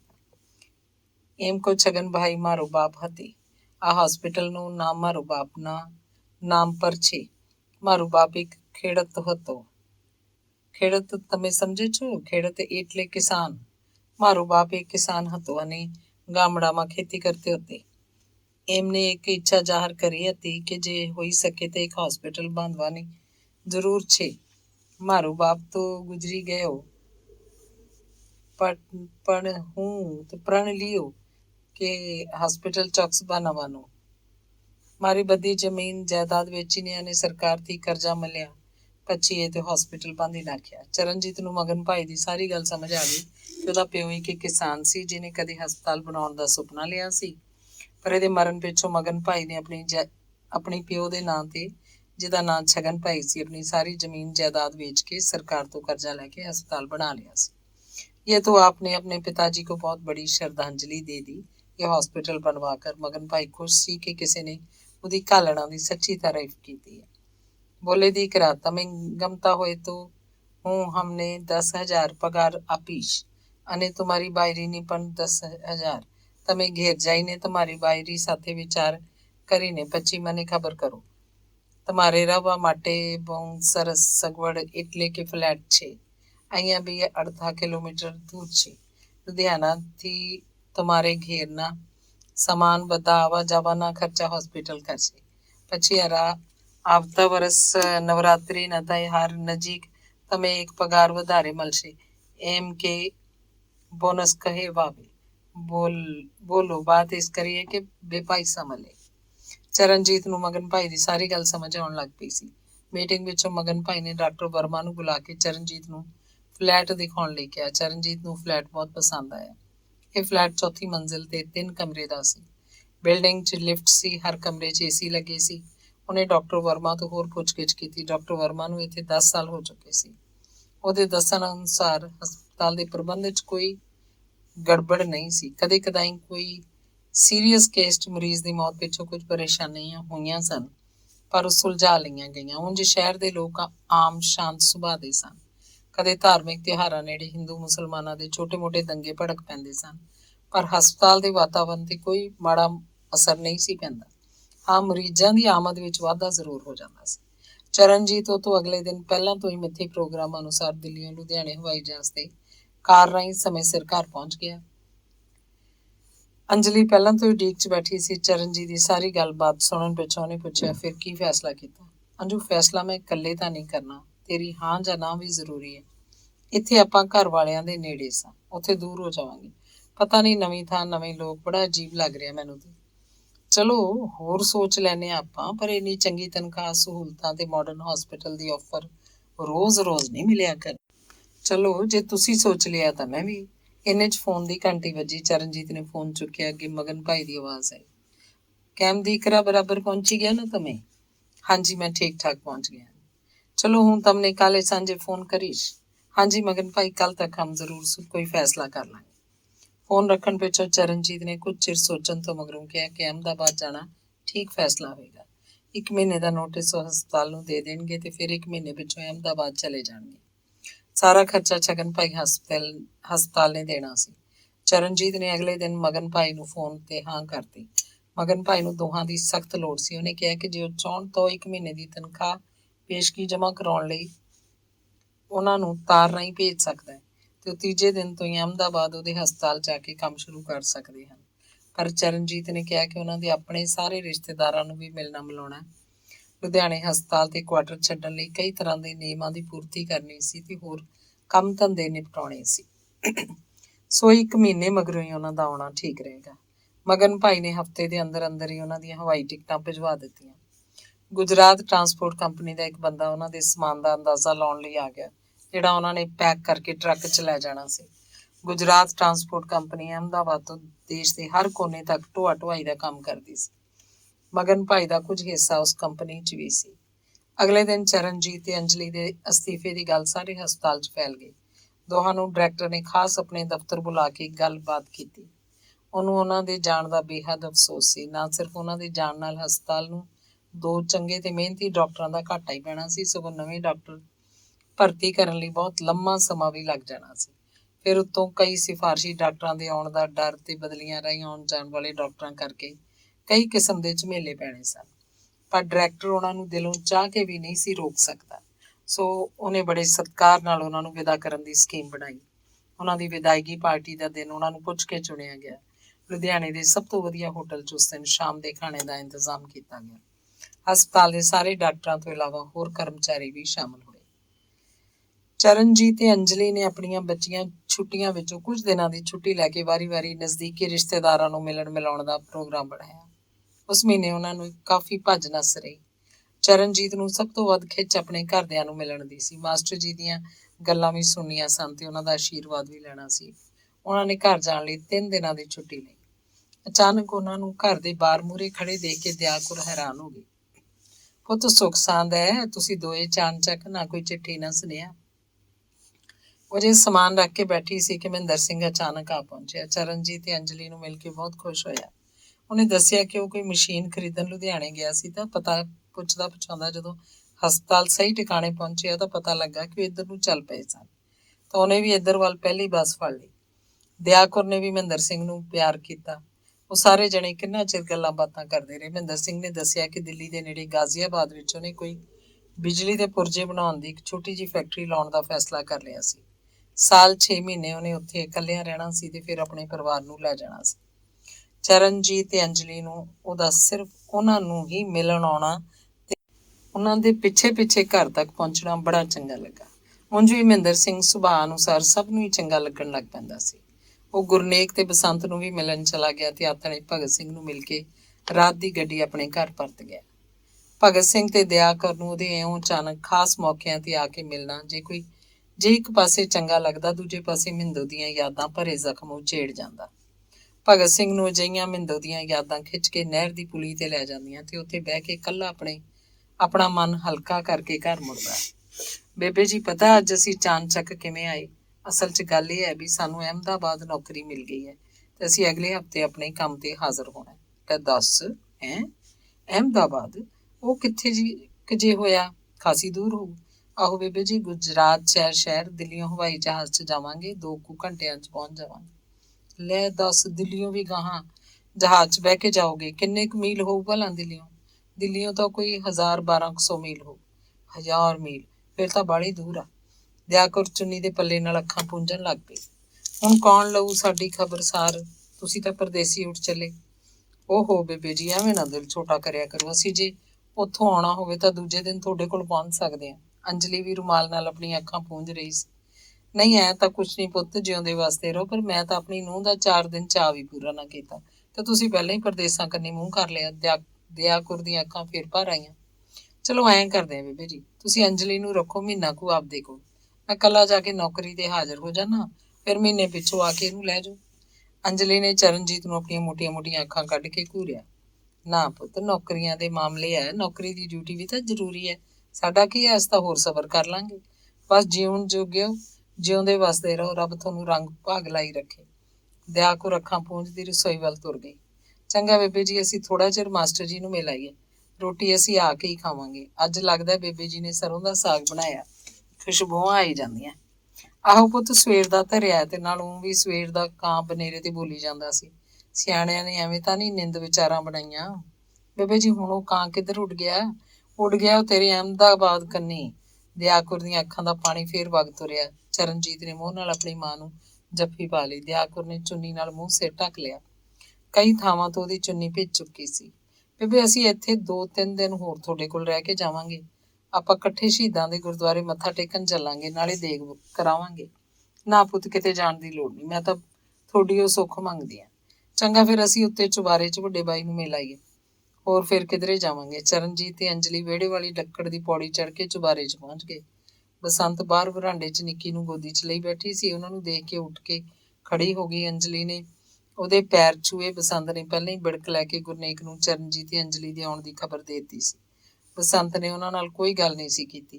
ਜਦੋਂ ਚੁਬਾਰੇ 'ਚ ਗਏ ਤਾਂ ਅੱਗੇ ਗੁਰਨੇਕ ਕੰਧ ਨਾਲ ਕਈ ਸਰਾਣਿਆਂ ਦਾ ਢਾਸਣਾ ਲਾਈ ਸੱਜੇ ਗੋਡੇ ਤੇ ਕੂਣੀ ਰੱਖ ਕੇ ਸੱਜੇ ਹੱਥ ਦੀਆਂ ਉਂਗਲਾਂ ਮੱਥੇ ਤੇ ਅੰਗੂਠਾ ਪੁੜਪੁੜੀ ਤੇ ਰੱਖੀ ਬੈਠਾ ਸੀ। ਉਹ ਬਹੁਤ ਦੁਖੀ ਜਿਹਾ ਲੱਗ ਰਿਹਾ ਸੀ। ਦੋਹਾਂ ਨੇ ਬੜੇ ਚਾਅ ਨਾਲ ਉਹਨੂੰ ਫਤਿਹ ਬੁਲਾਈ, ਪਰ ਗੁਰਨੇਕ ਦੇ ਚਿਹਰੇ ਤੇ ਖੁਸ਼ੀ ਦੀ ਕੋਈ ਅਸਰ ਨਾ ਦੇਖ ਕੇ ਚਰਨਜੀਤ ਨੇ ਫਿਕਰ ਕਰ ਪੁੱਛਿਆ, ਕੀ ਗੱਲ ਬੜੇ ਭਾਈ ਜੀ, ਤਬੀਅਤ ਤਾਂ ਠੀਕ ਹੈ? ਨਹੀਂ, ਤਬੀਅਤ ਅੱਜ ਕੱਲ੍ਹ ਬਹੁਤ ਖਰਾਬ ਰਹਿੰਦੀ ਹੈ। ਸਿਰ ਦੁਖਦਾ ਰਹਿੰਦਾ। ਕਦੇ ਕਦੇ ਤਾਂ ਇਉਂ ਲੱਗਦਾ ਵੀ ਸਿਰ 'ਚ ਹਥੌੜੇ ਵੱਜਦੇ ਹੋਣ। ਰਾਤ ਨੂੰ ਕਈ ਵਾਰੀ ਪਲਪੀਟੇਸ਼ਨ ਵੱਧ ਜਾਂਦੀ ਹੈ ਤੇ ਤਰੇਲੀਆਂ ਆਉਣ ਲੱਗ ਜਾਂਦੀਆਂ। ਕਈ ਗੋਲੀਆਂ ਖਾ ਕੇ ਵੀ ਨੀਂਦ ਨਹੀਂ ਆਉਂਦੀ। ਮੈਨੂੰ ਪੱਕਾ ਸ਼ੱਕ ਹੈ ਵੀ ਕਿਧਰੇ ਕੋਈ ਬ੍ਰੇਨ ਟਿਊਮਰ ਵਗੈਰਾ ਨਾ ਹੋਵੇ। ਗੁਰਨੇਕ ਦੀ ਆਵਾਜ਼ ਜਿਵੇਂ ਕਿਸੇ ਖੂਹ 'ਚੋਂ ਆ ਰਹੀ ਹੋਵੇ। ਚਰਨਜੀਤ ਨੇ ਫਿਕਰ ਕਰਦਿਆਂ ਤਸੱਲੀ ਦੇਣੀ ਚਾਹੀ। ਲੈ ਕਿਵੇਂ, ਤੁਸੀਂ ਸਿੱਧਾ ਹੀ ਬ੍ਰੇਨ ਟਿਊਮਰ ਬਾਰੇ ਸੋਚ ਲਿਆ? ਸਿਰ ਦੁਖਣ ਦੇ ਹੋਰ ਵੀ ਤਾਂ ਕਈ ਕਾਰਨ ਹੋ ਸਕਦੇ ਆ। ਭਾਜੀ ਐਸੀ ਕੋਈ ਗੱਲ ਨਹੀਂ, ਤੁਸੀਂ ਸਾਡੇ ਨਾਲ ਚੱਲੋ ਲੁਧਿਆਣੇ, ਅਸੀਂ ਸਕੈਨ ਕਰਵਾ ਕੇ ਸਭ ਕਨਫਰਮ ਕਰਵਾ ਲਾਂਗੇ, ਤੁਸੀਂ ਫਿਕਰ ਨਾ ਕਰੋ। ਕਿਉਂ ਚਰਨ ਜੀ, ਮੈਂ ਠੀਕ ਕਹਿ ਰਹੀ ਹਾਂ ਨਾ? ਪਰ ਉਹਨਾਂ ਦੀਆਂ ਗੱਲਾਂ ਦਾ ਹਰਨੇਕ ਗੁਰਨੇਕ ਨੇ ਤੇ ਜਿਵੇਂ ਕੋਈ ਅਸਰ ਹੀ ਨਾ ਹੋ ਰਿਹਾ ਹੋਵੇ। ਤੁਹਾਨੂੰ ਨਹੀਂ ਪਤਾ ਗੁਰਨੇਕ ਦੀ ਆਵਾਜ਼ ਅੱਗੇ ਨਾਲੋਂ ਥੋੜੀ ਉੱਚੀ ਹੋ ਗਈ? ਇਹ ਤਾਂ ਮੈਂ ਹੀ ਜਾਣਦਾ ਵੀ ਇਹ ਕਿੰਨੀ ਨਾਮੁਰਾਦ ਤੇ ਸੀਰੀਅਸ ਬਿਮਾਰੀ ਹੈ। ਆਪਣੇ ਸਿਰ ਦੇ ਸੱਜੇ ਪਾਸੇ ਉਂਗਲ ਲਾ ਕੇ ਦੱਸਦਿਆਂ ਉਹਨੇ ਕਿਹਾ, ਇੱਥੇ ਅੰਦਰ ਜਿਵੇਂ ਕੋਈ ਗੰਢ ਜੀ ਮੈਨੂੰ ਮਹਿਸੂਸ ਹੁੰਦੀ ਹੈ ਤੇ ਜਦੋਂ ਪੀੜ ਸ਼ੁਰੂ ਹੋ ਕੇ ਸਾਰੇ ਦਿਮਾਗ 'ਚ ਫੈਲ ਜਾਂਦੀ ਹੈ। ਬਸੰਤ ਨਿੱਕੀ ਨੂੰ ਗੋਦੀ ਚੁੱਕੀ ਖੜੀ ਆਪਣੀਆਂ ਅੱਖਾਂ ਪੂੰਝਣ ਲੱਗ ਪਈ। ਵੱਡੇ ਬਾਈ ਜੀ, ਬਿਨਾਂ ਚੈੱਕਅਪ ਤੇ ਟੈਸਟ ਦੇ ਕਿਸੇ ਵੀ ਨਤੀਜੇ ਤੇ ਪਹੁੰਚਣਾ ਠੀਕ ਨਹੀਂ। ਤੁਸੀਂ ਪਹਿਲਾਂ ਤੂੰ ਮੇਰੀ ਗੱਲ ਸੁਣ ਲੈ। ਗੁਰਨੇਕ ਨੇ ਆਪਣਾ ਸੱਜਾ ਹੱਥ ਅੱਗੇ ਕਰਦਿਆਂ ਕਿਹਾ, ਚੈੱਕਅਪ ਤੇ ਟੈਸਟ ਵੀ ਕਰਵਾ ਲਿਓ ਬੇਸ਼ੱਕ ਤੁਸੀਂ ਆਪਣੀ ਤਸੱਲੀ ਵਾਸਤੇ, ਪਰ ਨਿਕਲੂਗਾ ਟਿਊਮਰ ਹੀ। ਮੈਨੂੰ ਚੰਗੀ ਤਰ੍ਹਾਂ ਪਤਾ, ਮੈਨੂੰ ਐਵੇਂ ਤਾਂ ਨਹੀਂ ਮਹਿਸੂਸ ਹੁੰਦਾ। ਤੁਸੀਂ ਮੰਨੋ ਮੇਰੀ ਗੱਲ, ਜਦੋਂ ਮੈਂ ਕਹਿੰਦਾ ਵੀ ਟਿਊਮਰ ਹੈ ਤੇ ਇਹਦਾ ਕੋਈ ਇਲਾਜ ਨਹੀਂ, ਮੈਨੂੰ ਲੱਗਦਾ ਹੈ ਵੀ ਆਪਣੇ ਮੁਲਕ 'ਚ ਤਾਂ ਹੈ ਨਹੀਂ। ਬਸ ਹੁਣ ਤਾਂ ਚਰਨਜੀਤ ਤੇ ਅੰਜਲੀ ਦੋਵੇਂ ਹੈਰਾਨ ਸਨ। ਉਹਨਾਂ ਨੇ ਗੁਰਨੇਕ ਨੂੰ ਅਗਲੇ ਦਿਨ ਹੀ ਸਵੇਰੇ ਆਪਣੇ ਨਾਲ ਲੁਧਿਆਣੇ ਜਾਣ ਲਈ ਮਨਾ ਲਿਆ। ਚਰਨਜੀਤ ਰਾਤ ਨੂੰ ਹੀ ਜਾ ਕੇ ਟੈਕਸੀ ਕਿਰਾਏ ਤੇ ਪੱਕੀ ਕਰ ਆਇਆ ਤੇ ਅਗਲੇ ਦਿਨ ਵੱਡੇ ਤੜਕੇ ਚੱਲ ਕੇ ਦਿਨ ਚੜ੍ਹਨ ਪਿੱਛੋਂ ਲੁਧਿਆਣੇ ਹਸਪਤਾਲ ਪਹੁੰਚ ਗਏ। ਚਰਨਜੀਤ ਨੇ ਭੱਜ ਨੱਸ ਕਰਕੇ ਨਿਊਰੋਲੋਜੀ ਡਿਪਾਰਟਮੈਂਟ ਵਿੱਚ ਸਭ ਤੋਂ ਸੀਨੀਅਰ ਡਾਕਟਰ ਚੋਪੜਾ ਨਾਲ ਗੱਲ ਕੀਤੀ ਤੇ ਉਹਨੂੰ ਆਪ ਚੈੱਕਅਪ ਕਰਨ ਲਈ ਬੇਨਤੀ ਕੀਤੀ। ਸਾਰਾ ਦਿਨ ਕਈ ਟੈਸਟ ਕੀਤੇ ਗਏ। ਚਰਨਜੀਤ ਤੇ ਅੰਜਲੀ ਦੋਹਾਂ ਨੇ ਸਾਰਾ ਦਿਨ ਪੂਰੀ ਭੱਜ ਨੱਸ ਕਰਕੇ ਜਿੰਨੀ ਛੇਤੀ ਹੋ ਸਕਿਆ ਰਿਪੋਰਟਾਂ ਇਕੱਠੀਆਂ ਕੀਤੀਆਂ। ਸ਼ਾਮ ਨੂੰ 5 ਵਜੇ ਡਾਕਟਰ ਨੇ ਸਾਰੀਆਂ ਰਿਪੋਰਟਾਂ ਕੋਈ ਅੱਧਾ ਘੰਟਾ ਲਾ ਕੇ ਦੇਖੀਆਂ ਤੇ ਗੁਰਨੇਕ ਨਾਲ ਵੀ ਚੰਗੀ ਤਰ੍ਹਾਂ ਗੱਲਬਾਤ ਕਰਕੇ ਪੁੱਛ-ਗਿੱਛ ਕੀਤੀ। ਅਖੀਰ ਉਹਨੂੰ ਚਰਨਜੀਤ ਨੂੰ ਆਪਣੇ ਕਮਰੇ 'ਚ ਲਿਜਾ ਕੇ ਦੱਸਿਆ, doctor Charanjit, I think his brain is okay. ਦਿਮਾਗੀ ਨੁਕਸ ਕੋਈ ਨਹੀਂ। ਹਾਂ, ਇਹ ਹੋ ਸਕਦਾ ਹੈ ਕਿ ਇੱਕ ਐਕਸਟ੍ਰੀਮ ਕੇਸ ਆਫ ਹੈਲੂਸੀਨੇਸ਼ਨਸ ਹੋਵੇ। ਤੁਸੀਂ ਸਾਈਕੈਟਰੀ 'ਚ ਡਾਕਟਰ ਨਟਰਾਜਨ ਨੂੰ ਮਿਲੋ। ਪਿਛਲੇ ਮਹੀਨੇ ਇੱਕ ਅਜਿਹਾ ਹੀ ਕੇਸ ਅਸੀਂ ਡਾਕਟਰ ਨਟਰਾਜਨ ਨੂੰ ਰੈਫਰ ਕੀਤਾ ਸੀ, ਜਿਹੜਾ ਉਹਨੇ ਰੀਕਨਫਰਮ ਵੀ ਕਰ ਦਿੱਤਾ ਸੀ, ਸੋ ਹੋ ਸਕਦਾ ਹੈ ਸਾਈਕਿਕ ਕੇਸ ਹੋਵੇ। ਚਰਨਜੀਤ ਤੇ ਅੰਜਲੀ ਡਾਕਟਰ ਚੋਪੜਾ ਦਾ ਧੰਨਵਾਦ ਕਰਕੇ ਬਾਹਰ ਗੁਰਨੇਕ ਕੋਲ ਆਏ। ਲੋ ਵੱਡੇ ਬਾਈ ਜੀ, ਸਭ ਕਲੀਅਰ ਹੋ ਗਿਆ, ਕੋਈ ਬ੍ਰੇਨ ਪ੍ਰੋਬਲਮ ਨਹੀਂ, ਪਰ ਡਾਕਟਰ ਦੀ ਸਲਾਹ ਹੈ ਕਿ ਆਪਾਂ ਸਾਈਕੈਟਰੀ 'ਚ ਚੈੱਕ ਕਰਵਾ ਲਈਏ। ਗੁਰਨੇਕ ਦਾ ਦਿਮਾਗ ਤੇਜ਼ੀ ਨਾਲ ਕੰਮ ਕਰਨ ਲੱਗਾ। ਉਹਨੂੰ ਲੱਗਾ ਕਿ ਜੇ ਸਾਈਕੈਟਰੀ 'ਚ ਉਹਨੂੰ ਬੇਹੋਸ਼ ਕਰਕੇ ਉਹਦੇ ਵਿਚਾਰਾਂ ਦੀ ਵਿਗਿਆਨਕ ਢੰਗ ਨਾਲ ਜਾਂਚ ਕੀਤੀ ਗਈ ਤਾਂ ਦਿਮਾਗ 'ਚ ਕਿਸੇ ਖੂੰਜੇ ਸਾਂਭ ਕੇ ਰੱਖੀਆਂ ਕੁਝ ਗੱਲਾਂ ਜੇ ਬਾਹਰ ਆ ਗਈਆਂ ਤਾਂ ਜਾ ਜਾਂਦੀ ਹੋ ਜੂ। ਉਹ ਨਹੀਂ ਚਰਨੀ, ਤੂੰ ਜਿੰਨੇ ਵਾਰੀ ਵੀ ਮੇਰਾ ਚੈੱਕਅਪ ਕਰਵਾਇਆ ਬਿਮਾਰੀ ਕੋਈ ਹੋਰ ਹੁੰਦੀ ਹੈ, ਡਾਕਟਰ ਕੁਝ ਹੋਰ ਦੱਸਦੇ ਆ, ਅਖੀਰ ਮੇਰਾ ਸ਼ੱਕ ਹੀ ਠੀਕ ਨਿਕਲਦਾ। ਜਦੋਂ ਮੈਂ ਕਹਿੰਦਾ ਵੀ ਮੇਰੇ ਦਿਮਾਗ 'ਚ ਟਿਊਮਰ ਹੈ ਤੇ ਤੁਹਾਡੇ ਟੈਸਟ ਤਾਂ ਫੋਕ ਕੇ ਹੀ ਹੋਏ ਨਾ। ਉਹਨੇ ਮੈਂ ਤੇ ਜ਼ੋਰ ਦਿੰਦਿਆਂ ਕਿਹਾ, ਨਹੀਂ ਬਾਈ ਜੀ, ਡਾਕਟਰ ਚੋਪੜਾ ਬੜੇ ਸੀਨੀਅਰ ਤੇ ਮੰਨੇ ਡਾਕਟਰ ਹੈ। ਉਹ ਕੋਈ ਸਾਲ ਇੰਗਲੈਂਡ ਵੀ ਲਾ ਕੇ ਆਇਆ ਤੇ ਦੁਨੀਆ ਭਰ ਦੇ ਮੈਡੀਕਲ ਮੈਗਜ਼ੀਨਾਂ ਵਿੱਚ ਉਹਨਾਂ ਦੇ ਰਿਸਰਚ ਆਰਟੀਕਲ ਵੀ ਛਪਦੇ ਰਹਿੰਦੇ ਆ। ਨਾਲੇ ਫਿਰ ਤੁਹਾਡੇ ਸਾਰੇ ਟੈਸਟ ਤੇ EEG ਵੀ ਬਿਲਕੁਲ ਠੀਕ ਹੈ। ਉਹ ਯਾਰ, ਉਹ EEG ਵਾਲੀ ਮਸ਼ੀਨ ਪਹਿਲਾਂ ਤਾਂ ਡਾਕਟਰ ਤੋਂ 2 ਵਾਰੀ ਚੱਜ ਨਾਲ ਚਾਲੂ ਹੀ ਨਹੀਂ ਸੀ ਹੋਈ। ਜਦੋਂ ਚਾਲੂ ਹੋਈ ਉਦੋਂ ਵੀ ਚੱਲ ਕੇ ਕੀ ਸਵਾਹ ਰਿਜ਼ਲਟ ਦਿੱਤੇ ਹੋਣਗੇ। ਜਰਖਾ ਦੀਆਂ ਮਸ਼ੀਨਾਂ ਰੱਖੀ ਬੈਠੇ ਆ। ਚਲੋ ਹੁਣ ਆਪਾਂ ਡਾਕਟਰ ਨਟਰਾਜਨ ਤੋਂ ਵੀ ਇੱਕ ਵਾਰੀ ਆਪਣਾ ਸ਼ੱਕ ਦੂਰ ਕਰ ਲੈਂਦੇ ਹਾਂ। ਉਹਨਾਂ ਦਾ ਡਿਪਾਰਟਮੈਂਟ ਨਾਲ ਤਾਂ ਹੈ। ਮੈਨੂੰ ਪਤਾ ਹੈ ਲੇਟ ਬੈਠਦੇ ਆ, ਆਪਾਂ ਹੁਣੇ ਨਹੀਂ ਤੂੰ ਰਹਿਣ ਦੇ। ਤੇਰੇ ਡਾਕਟਰ ਚੋਪੜਾ ਨੇ ਇੰਨਾ ਸੀਰੀਅਸ ਆਪਰੇਸ਼ਨ ਕਰਨ ਦੇ ਮਾਰੇ ਨੇ ਆਪਾਂ ਨੂੰ ਕਿਸੇ ਹੋਰ ਪਾਸੇ ਤੋਰਨ ਦੀ ਕੋਸ਼ਿਸ਼ ਕੀਤੀ ਹੈ। ਮੈਨੂੰ ਸਭ ਪਤਾ ਹੈ। ਮੇਰੀ ਤਾਂ ਹੋ ਗਈ ਤਸੱਲੀ। ਮੈਂ ਅਜੇ ਵੀ ਕਹਿਣਾ ਬਈ ਚਲੋ ਫਿਰ ਤੁਸੀਂ ਆਪ ਹੀ ਦੱਸੋ ਕੀ ਕੀਤਾ ਜਾਏ। ਕਰਨਾ ਕਰਾਉਣਾ ਕੀ ਹੈ? ਤੁਸੀਂ ਮੈਨੂੰ ਅਗਲੀ ਗੱਡੀ ਚੜਾ ਦਿਓ। ਤੁਸੀਂ ਕਿਉਂ ਆਪਣਾ ਟਾਈਮ ਖਰਾਬ ਕਰੀ ਜਾਂਦੇ ਹੋ ਨਾਲੇ ਮੇਰਾ? ਭਾਜੀ, ਹੁਣ ਤੁਸੀਂ ਆਏ ਹੀ ਹੋ ਤਾਂ ਸਾਡੇ ਕੋਲ ਰਹੋ 2-4 ਦਿਨ, ਤੁਹਾਡੀ ਚੇਂਜ ਹੋ ਜਾਏਗੀ। ਅਸੀਂ ਫਿਰ ਤਾਂ ਅਹਿਮਦਾਬਾਦ ਚਲੇ ਜਾਣਾ। ਅੰਜਲੀ ਨੇ ਮਿੰਨਤ ਜੀ ਨਾਲ ਕਿਹਾ, ਨਹੀਂ ਭਾਈ, ਤੁਸੀਂ ਅਹਿਮਦਾਬਾਦ ਜਾਣ ਦੀ ਤਿਆਰੀ ਕਰੋ ਤੇ ਮੈਨੂੰ ਇੱਥੋਂ ਕੋਈ ਰਿਕਸ਼ਾ ਲੈ ਦਿਓ, ਮੈਂ ਆਪੇ ਚੱਲ ਜਾਊਂਗਾ। ਚਰਨਜੀਤ ਤੇ ਅੰਜਲੀ ਨੂੰ ਗੁਰਨੇਕ ਦਾ ਅਚਾਨਕ ਕਿਉਂ ਉਖੜ ਕੇ ਗੱਲਾਂ ਕਰਨ ਦਾ ਕਾਰਨ ਸਮਝ ਨਹੀਂ ਸੀ ਆ ਰਿਹਾ। ਅਸਲ 'ਚ ਗੁਰਨੇਕ ਨਹੀਂ ਸੀ ਚਾਹੁੰਦਾ ਕਿ ਮਨੋਵਿਗਿਆਨਕ ਡਿਪਾਰਟਮੈਂਟ 'ਚ ਕੋਈ ਵੀ ਡਾਕਟਰ ਉਸ ਨਾਲ ਗੱਲ ਵੀ ਕਰੇ। ਉਹ ਇਸ ਲਈ ਉੱਥੋਂ ਜਾਣ ਲਈ ਕਾਹਲਾ ਸੀ। ਚਲੋ ਠੀਕ ਹੈ, ਪਹਿਲਾਂ ਆਪਾਂ ਘਰੇ ਚੱਲਦੇ ਹਾਂ, ਤੁਸੀਂ ਚਾਹ ਪਾਣੀ ਪੀ ਲਓ, ਫਿਰ ਮੈਂ ਤੁਹਾਨੂੰ ਛੱਡ ਆਵਾਂਗਾ, ਚਰਨਜੀਤ ਨੇ ਕਿਹਾ। ਘਰ ਪਹੁੰਚ ਕੇ ਦੋਹਾਂ ਨੇ ਸਲਾਹ ਕਰਕੇ ਗੁਰਨੇਕ ਨੂੰ 500 ਰੁਪਇਆ ਦਿੰਦਿਆਂ ਕਿਹਾ ਕਿ ਆ ਲਓ ਵੱਡੇ ਬਾਈ ਜੀ, ਜੇ ਕਿਧਰੇ ਤੁਹਾਨੂੰ ਹੋਰ ਕਿਧਰੇ ਚੈੱਕਅਪ ਦੀ ਲੋੜ ਪਈ ਤਾਂ। ਨਹੀਂ, ਇਹਦੀ ਕੀ ਲੋੜ ਹੈ? ਕਹਿੰਦਿਆਂ ਗੁਰਨੇਕ ਨੇ ਪੈਸੇ ਫੜ ਕੇ ਜੇਬ 'ਚ ਪਾ ਲਏ। ਗੁਰਨੇਕ ਦੇ ਮਨ ਨੂੰ ਬੜੀ ਤਸੱਲੀ ਹੋਈ। ਥੋੜੇ ਚਿਰ ਪਿੱਛੋਂ ਅੰਜਲੀ ਚਾਹ ਬਣਾ ਕੇ ਲਿਆਈ। ਜਦੋਂ ਚਾਹ ਪੀ ਰਹੇ ਸੀ ਤਾਂ ਚਰਨਜੀਤ ਨੇ ਬੜੇ ਪਿਆਰ ਨਾਲ ਗੁਰਨੇਕ ਵੱਲ ਵੇਖਦਿਆਂ ਕਿਹਾ, ਭਾਈ ਜੀ, ਮੇਰੀ ਇੱਕ ਗੱਲ ਮੰਨੋ ਤਾਂ ਤੁਸੀਂ ਅੱਜ ਦੀ ਰਾਤ ਸਾਡੇ ਕੋਲ ਰੁਕ ਜਾਓ। ਅਸੀਂ ਅਗਲੇ ਹਫ਼ਤੇ ਅਹਿਮਦਾਬਾਦ ਚਲੇ ਜਾਵਾਂਗੇ। ਪਤਾ ਨਹੀਂ ਫਿਰ ਕਦੋਂ ਮਿਲੀਏ, ਨਾਲੇ ਹੁਣ ਹਨੇਰਾ ਵੀ ਤਾਂ ਬਹੁਤ ਹੋ ਗਿਆ। ਕਿੱਥੇ ਗੱਡੀਆਂ ਬੱਸਾਂ ਦੇ ਬੇਰਾਮੀ 'ਚ ਪਰੇਸ਼ਾਨ ਹੋਣਗੇ। ਕੱਲ ਸਵੇਰੇ ਚੱਲ ਜਾਣਾ। ਮੈਂ ਤਾਂ ਕੱਲ ਸਵੇਰੇ ਸਕੂਲ ਹਾਜ਼ਰ ਹੋਣਾ ਹੈ। ਜੇ ਮੈਂ ਰਹਿ ਪਿਆ ਤਾਂ ਰਾਤ ਨੂੰ ਮੈਂ ਆਪ ਤਾਂ ਔਖਾ ਹੋਊਂਗਾ ਹੀ, ਤੁਹਾਨੂੰ ਵੀ ਔਖਾ ਕਰੂੰਗਾ। ਤੂੰ ਮੈਨੂੰ ਜਾਣ ਹੀ ਦੇ। ਰਾਤ ਨੂੰ ਔਖਾ ਹੋਣ ਵਾਲੀ ਗੱਲ ਨੇ ਚਰਨਜੀਤ ਨੂੰ ਹੋਰ ਪਰੇਸ਼ਾਨ ਕੀਤਾ। ਨਹੀਂ ਨਹੀਂ, ਹੁਣ ਤਾਂ ਮੈਂ ਤੁਹਾਨੂੰ ਅੱਜ ਜਾਣ ਹੀ ਨਹੀਂ ਦੇਣਾ। ਜੇ ਰਾਹ 'ਚ ਕੋਈ ਪ੍ਰੋਬਲਮ ਹੋ ਗਈ ਤਾਂ ਬੇਬੇ ਬਾਪੂ ਨੂੰ ਮੈਂ ਕੀ ਜਵਾਬ ਦਊਂ। ਹੁਣ ਤਾਂ ਭਾਵੇਂ ਤੁਸੀਂ ਰਾਜੀ ਰਹੋ ਭਾਵੇਂ ਗੁੱਸੇ, ਅੱਜ ਰਾਤ ਤਾਂ ਰਹਿਣਾ ਹੀ ਪਊ। ਚੱਲ ਫਿਰ ਜੇ ਤੂੰ ਨਹੀਂ ਮੰਨਦਾ ਤਾਂ ਤੇਰੀ ਮਰਜ਼ੀ। ਰਾਤ ਦੀ ਰੋਟੀ ਖਾਣ ਪਿੱਛੋਂ ਚਰਨਜੀਤ ਤੇ ਅੰਜਲੀ ਨੇ ਵੱਡੇ ਕਮਰੇ 'ਚ ਸੌਣ ਲਈ ਗੁਰਨੇਕ ਦਾ ਬਿਸਤਰਾ ਲਾਇਆ। ਗੁਰਨੇਕ ਨੇ ਜੇਬ 'ਚੋਂ ਗੋਲੀਆਂ ਦੇ 1-2 ਪੱਤੇ ਕੱਢ ਕੇ ਨਾਲ ਪਏ ਛੋਟੇ ਮੇਜ਼ ਤੇ ਰੱਖ ਲਏ। ਚਰਨਜੀਤ ਨੇ ਜਦੋਂ ਦਵਾਈਆਂ ਦੇ ਨਾਂ ਪੜ੍ਹੇ ਤਾਂ ਸੌਣ ਦੀਆਂ ਤੇ ਬੀ ਕੰਪਲੈਕਸ ਦੀਆਂ ਗੋਲੀਆਂ ਸਨ। ਉਹਨਾਂ ਨੇ ਰਾਤ ਨੂੰ ਪੀਣ ਲਈ ਗੁਰਨੇਕ ਦੇ ਸਿਰਹਾਣੇ ਪਾਣੀ ਵੀ ਰੱਖ ਦਿੱਤਾ। ਅਜੇ ਕੋਈ ਘੰਟਾ ਡੇਢ ਕੁ ਹੀ ਹੋਇਆ ਹੋਏਗਾ ਜਦੋਂ ਅੰਜਲੀ ਨੂੰ ਨਾਲ ਦੇ ਕਮਰੇ 'ਚੋਂ ਗੁਰਨੇਕ ਦੀ ਹੁੰਗਰ ਸੁਣਾਈ ਤੀ। ਉਹਨੇ ਹਲੂਣ ਕੇ ਚਰਨਜੀਤ ਨੂੰ ਜਗਾਇਆ। ਜਦੋਂ ਦੋਹਾਂ ਨੇ ਜਾ ਕੇ ਵੱਡੇ ਕਮਰੇ ਦੀ ਬੱਤੀ ਜਗਾਈ ਤਾਂ ਗੁਰਨੇਕ ਮੰਜੇ ਤੇ ਬੈਠਾ ਸਿਰ ਫੜੀ ਹਾਏ ਹਾਏ ਕਰੀ ਜਾਂਦਾ ਸੀ। ਕੀ ਗੱਲ ਬਾਈ ਜੀ, ਸਿਰ ਦੁਖਦਾ? ਗੁਰਨੇਕ ਨੇ ਸੱਜੇ ਹੱਥ ਦੀ ਉਂਗਲ ਨਾਲ ਸਿਰ ਦੇ ਸੱਜੇ ਪਾਸੇ ਵੱਲ ਇਸ਼ਾਰਾ ਕੀਤਾ। ਆਈ ਥਿੰਕ ਵੀ ਸ਼ੁੱਡ ਸੈਡੇਟ ਹਿਮ, ਅੰਜਲੀ ਨੇ ਕਿਹਾ। ਬਾਈ ਜੀ ਤੁਸੀਂ ਕੋਈ ਗੋਲੀ ਇਹਨਾਂ ਗੋਲੀਆਂ ਵਿੱਚੋਂ ਖਾਧੀ ਸੀ? ਹਾਂ, ਇੱਕ ਖਾਧੀ ਸੀ। ਇਹ ਤਾਂ ਮਾਈਲਡ ਟ੍ਰੈਂਕੁਲਾਈਜ਼ਰ ਹੈ। ਚਰਨਜੀਤ ਨੇ ਦੂਜੇ ਕਮਰੇ 'ਚ ਇੱਕ ਗੋਲੀ ਲਿਆ ਕੇ ਦਿੱਤੀ। ਲਓ ਆਹ ਖਾ ਲਓ ਪਾਣੀ ਨਾਲ। ਗੁਰਨੇਕ ਨੇ ਗੋਲੀ ਫੜ ਕੇ ਜੇਬ 'ਚ ਪਾ ਲਈ। ਤੁਸੀਂ ਹੁਣੇ ਖਾ ਲਓ ਇਹ ਗੋਲੀ, ਇਹਦੇ ਨਾਲ ਨੀਂਦ ਚੰਗੀ ਆਊਗੀ ਤੇ ਸਵੇਰ ਤੱਕ ਸਿਰ ਦਰਦ ਵੀ ਠੀਕ ਹੋ ਜਾਊ। ਕੋਈ ਨਹੀਂ, ਮੈਂ ਠਹਿਰ ਕੇ ਖਾ ਲੈਣਾ। ਚਰਨਜੀਤ ਗੁਰਨੇਕ ਦਾ ਸਿਰ ਘੁੱਟਣ ਲੱਗ ਪਿਆ। ਥੋੜੇ ਚਿਰ ਪਿੱਛੋਂ ਗੁਰਨੇਕ ਨੇ ਹੁੰਗਰ ਜੀ ਮਾਰਦੇ ਕਿਹਾ, ਅੱਗੇ ਨਾਲੋਂ ਆਰਾਮ ਹੈ, ਤੁਸੀਂ ਜਾਓ ਸੌਂ ਜਾਓ, ਮੈਂ ਵੀ ਗੋਲੀ ਖਾ ਕੇ ਸੌਣ ਦੀ ਕੋਸ਼ਿਸ਼ ਕਰਦਾ। ਗੁਰਨੇਕ ਨੇ ਗੋਲੀ ਨਹੀਂ ਖਾਧੀ, ਨਾ ਹੀ ਉਹਨੂੰ ਲੋੜ ਸੀ। ਉਹ ਬੱਤੀ ਬੁਝਾ ਕੇ ਜਦੋਂ ਪਾਸਾ ਲੈ ਕੇ ਲੇਟਿਆ, ਉਹਦੇ ਚਿਹਰੇ ਤੇ ਮੁਸਕਰਾਹਟ ਸੀ। ਪਹਿਲੀ ਗੋਲੀ ਦੇ ਹਲਕੇ ਹਲਕੇ ਅਸਰ ਨਾਲ ਅੱਖਾਂ ਭਾਰੀ ਹੋ ਰਹੀਆਂ ਸਨ ਤੇ ਮਿੱਠੀ ਮਿੱਠੀ ਨੀਂਦ ਆ ਰਹੀ ਸੀ। ਅਗਲੇ ਦਿਨ ਸਵੇਰੇ ਉੱਠ ਕੇ ਨਹਾਉਣ ਧੋਣ ਪਿੱਛੋਂ ਚਾਹ ਪਾਣੀ ਪੀ ਕੇ ਗੁਰਨੇਕ ਨੇ ਕਿਹਾ, ਕਿਉਂਕਿ ਉਹਨਾਂ ਦੇ ਹਸਪਤਾਲ ਜਾਣ ਦਾ ਸਮਾਂ ਵੀ ਹੋ ਰਿਹਾ, ਸੋ ਆਪਣੇ ਆਪ ਹੀ ਬੱਸ ਅੱਡੇ ਚਲਾ ਜਾਏਗਾ। ਉਹਨਾਂ ਨੂੰ ਉਹਦੀ ਗੱਲ ਮੰਨਣੀ ਪਈ। ਗੁਰਨੇਕ ਨੇ ਬੱਸ ਅੱਡੇ ਤੱਕ ਰਿਕਸ਼ੇ ਤੇ ਬੈਠਿਆਂ ਇੱਕ ਹੋਰ ਸਕੀਮ ਸੋਚੀ ਕਿ ਉਹਨਾਂ ਇੱਥੋਂ ਪਹਿਲਾਂ ਅੰਮ੍ਰਿਤਸਰ ਜਾ ਕੇ ਪਬਲਿਸ਼ਰਾਂ ਨਾਲ ਅਗਲੀ ਕਿਤਾਬ ਬਾਰੇ ਗੱਲ ਕੀਤੀ ਜਾਏ ਤੇ ਫਿਰ ਸ਼ਾਮ ਤੱਕ ਘਰ ਪਹੁੰਚਿਆ ਜਾਏ। ਕੁਝ ਘੰਟਿਆਂ ਪਿੱਛੋਂ ਗੁਰਨੇਕ ਅੰਮ੍ਰਿਤਸਰ ਪਬਲਿਸ਼ਰ ਰਾਮ ਸਰਨ ਦੇ ਸਾਹਮਣੇ ਬੈਠਾ ਸੀ। ਲਓ ਜੀ ਕਵੀ ਸਾਹਿਬ, ਤੁਸੀਂ ਤਾਂ ਪਹਿਲੀਆਂ 2 ਕਿਤਾਬਾਂ ਨਾਲ ਹੀ ਬਹਿ ਜਾ ਕਰਵਾਤੀ। ਸਾਨੂੰ ਅਗਲੀ ਕਿਤਾਬ ਦੱਸੋ, ਕਦੋਂ ਦੇ ਰਹੇ ਹੋ? ਤੇ ਤੁਹਾਨੂੰ ਇੱਕ ਹੋਰ ਅੰਦਰਲੀ ਗੱਲ ਦੱਸਣੀ ਚਾਹੁੰਦਾ ਸੀ। ਉਹ ਇਹ ਹੈ ਕਿ ਅਸੀਂ ਚੰਡੀਗੜ੍ਹ ਮਿਨਿਸਟਰ ਸਾਹਿਬ ਤੱਕ ਪਹੁੰਚ ਬਣਾ ਲਈ ਹੈ। ਸਾਡੀਆਂ ਛਾਪੀਆਂ ਕਿਤਾਬਾਂ ਮਾਰਕੀਟ 'ਚ ਤਾਂ ਵਿਕਣਗੀਆਂ ਹੀ, ਪਰ ਨਾਲ ਹੀ ਨਾਲ ਚੰਗੀਆਂ ਕਿਤਾਬਾਂ ਕੋਰਸਾਂ 'ਚ ਟੈਕਸਟ ਬੁੱਕ ਦੇ ਤੌਰ ਤੇ ਵੀ ਅਸੀਂ ਅਪਰੂਵ ਕਰਵਾ ਲਵਾਂਗੇ।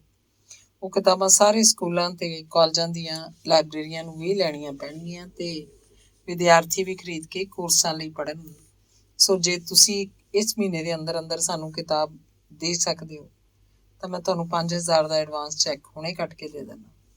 ਕਿਤਾਬ ਤਾਂ ਰਾਮ ਸਰਨ ਜੀ ਮੇਰੀ ਤਿਆਰ ਪਈ ਹੈ, ਮੈਂ ਤਾਂ ਸਿਰਫ ਤੁਹਾਡੇ ਨਾਲ ਲੈਣ ਦੇਣ ਦੀ ਗੱਲ ਕਰਨ ਆਇਆ ਸੀ। ਮੇਰੀ ਇਹ ਕਿਤਾਬ ਟੈਕਸਟ ਬੁੱਕ ਦੇ ਤੌਰ ਤੇ 100% ਅਪਰੂਵ ਹੋਈ ਜਾਣੀ ਹੈ। ਉਂਝ ਵੀ ਮੇਰੇ ਪਾਠਕ ਤਾਂ ਖਰੀਦ ਕੇ ਪੜ੍ਹਨਗੇ ਹੀ ਪੜ੍ਹਨਗੇ, ਪਰ ਜੇ ਰਾਇਲਟੀ ਦੀ ਗੱਲ ਆਪਾਂ ਹੁਣੇ ਕਰ ਲਈਏ ਤਾਂ ਚੰਗਾ ਹੋਵੇਗਾ। ਅਤੇ ਹਾਂ, ਹੱਕ ਸਾਰੇ ਮੇਰੇ ਰਾਖਵੇਂ ਹੋਣਗੇ। ਸਤਯੁਗ ਪਬਲਿਸ਼ਰਸ ਦਿੱਲੀ ਤੋਂ ਵੀ ਮੈਨੂੰ ਚਿੱਠੀਆਂ ਆ ਚੁੱਕੀਆਂ, ਪਰ ਕਿਉਂਕਿ ਤੁਸੀਂ ਮੇਰੀਆਂ ਪਹਿਲੀਆਂ ਕਿਤਾਬਾਂ, ਰਾਮ ਸਰਨ ਸਿਆਣਾ ਬੰਦਾ ਸੀ, ਪਰ ਸੀ ਪੂਰਾ ਦੁਕਾਨਦਾਰ। ਉਹਨੇ ਝੱਟ ਵਿੱਚੋਂ ਗੱਲ ਟੋਕਦਿਆਂ ਕਿਹਾ, ਗੁਰਨੇਕ ਜੀ ਕਿਉਂ ਅੱਡ ਹੋਣ ਵਾਲੀਆਂ ਗੱਲਾਂ ਕਰਦੇ ਹੋ? ਤੁਸੀਂ ਆਹ ਫੜੋ 5000 ਦਾ ਚੈੱਕ, ਬਾਕੀ ਤੁਸੀਂ ਫਿਕਰ ਨਾ ਕਰੋ। ਜਦੋਂ ਕਿਤਾਬ ਛਪ ਜਾਏਗੀ ਆਪਾਂ ਲੈਣ ਦੇਣ ਕਰ ਲਵਾਂਗੇ। ਜਿਵੇਂ ਤੁਸੀਂ ਕਹੋਗੇ ਕਰ ਲਵਾਂਗੇ। ਤੁਸੀਂ ਜਾ ਕੇ ਜਿੰਨੀ ਛੇਤੀ ਹੋ ਸਕੇ ਖਰੜਾ ਭੇਜ ਦੇਣਾ। ਚੈੱਕ ਦੇ ਹਿੰਸੇ ਵੇਖ ਕੇ ਗੁਰਨੇਕ ਨੇ ਵੀ ਅੱਗੇ ਗੱਲ ਕਰਨੀ ਅਜੇ ਠੀਕ ਨਾ ਸਮਝੀ। ਗੁਰਨੇਕ ਦਾ ਮਨ ਬਾਗੀਆਂ ਪਾ ਰਿਹਾ ਸੀ। ਉਹਨੂੰ ਸਭ ਪਾਸਿਓਂ ਆਪਣੇ ਪੰਜੇ ਘਿਓ 'ਚ ਲੱਗ ਰਹੀਆਂ ਸਨ। ਧੰਨਵਾਦ।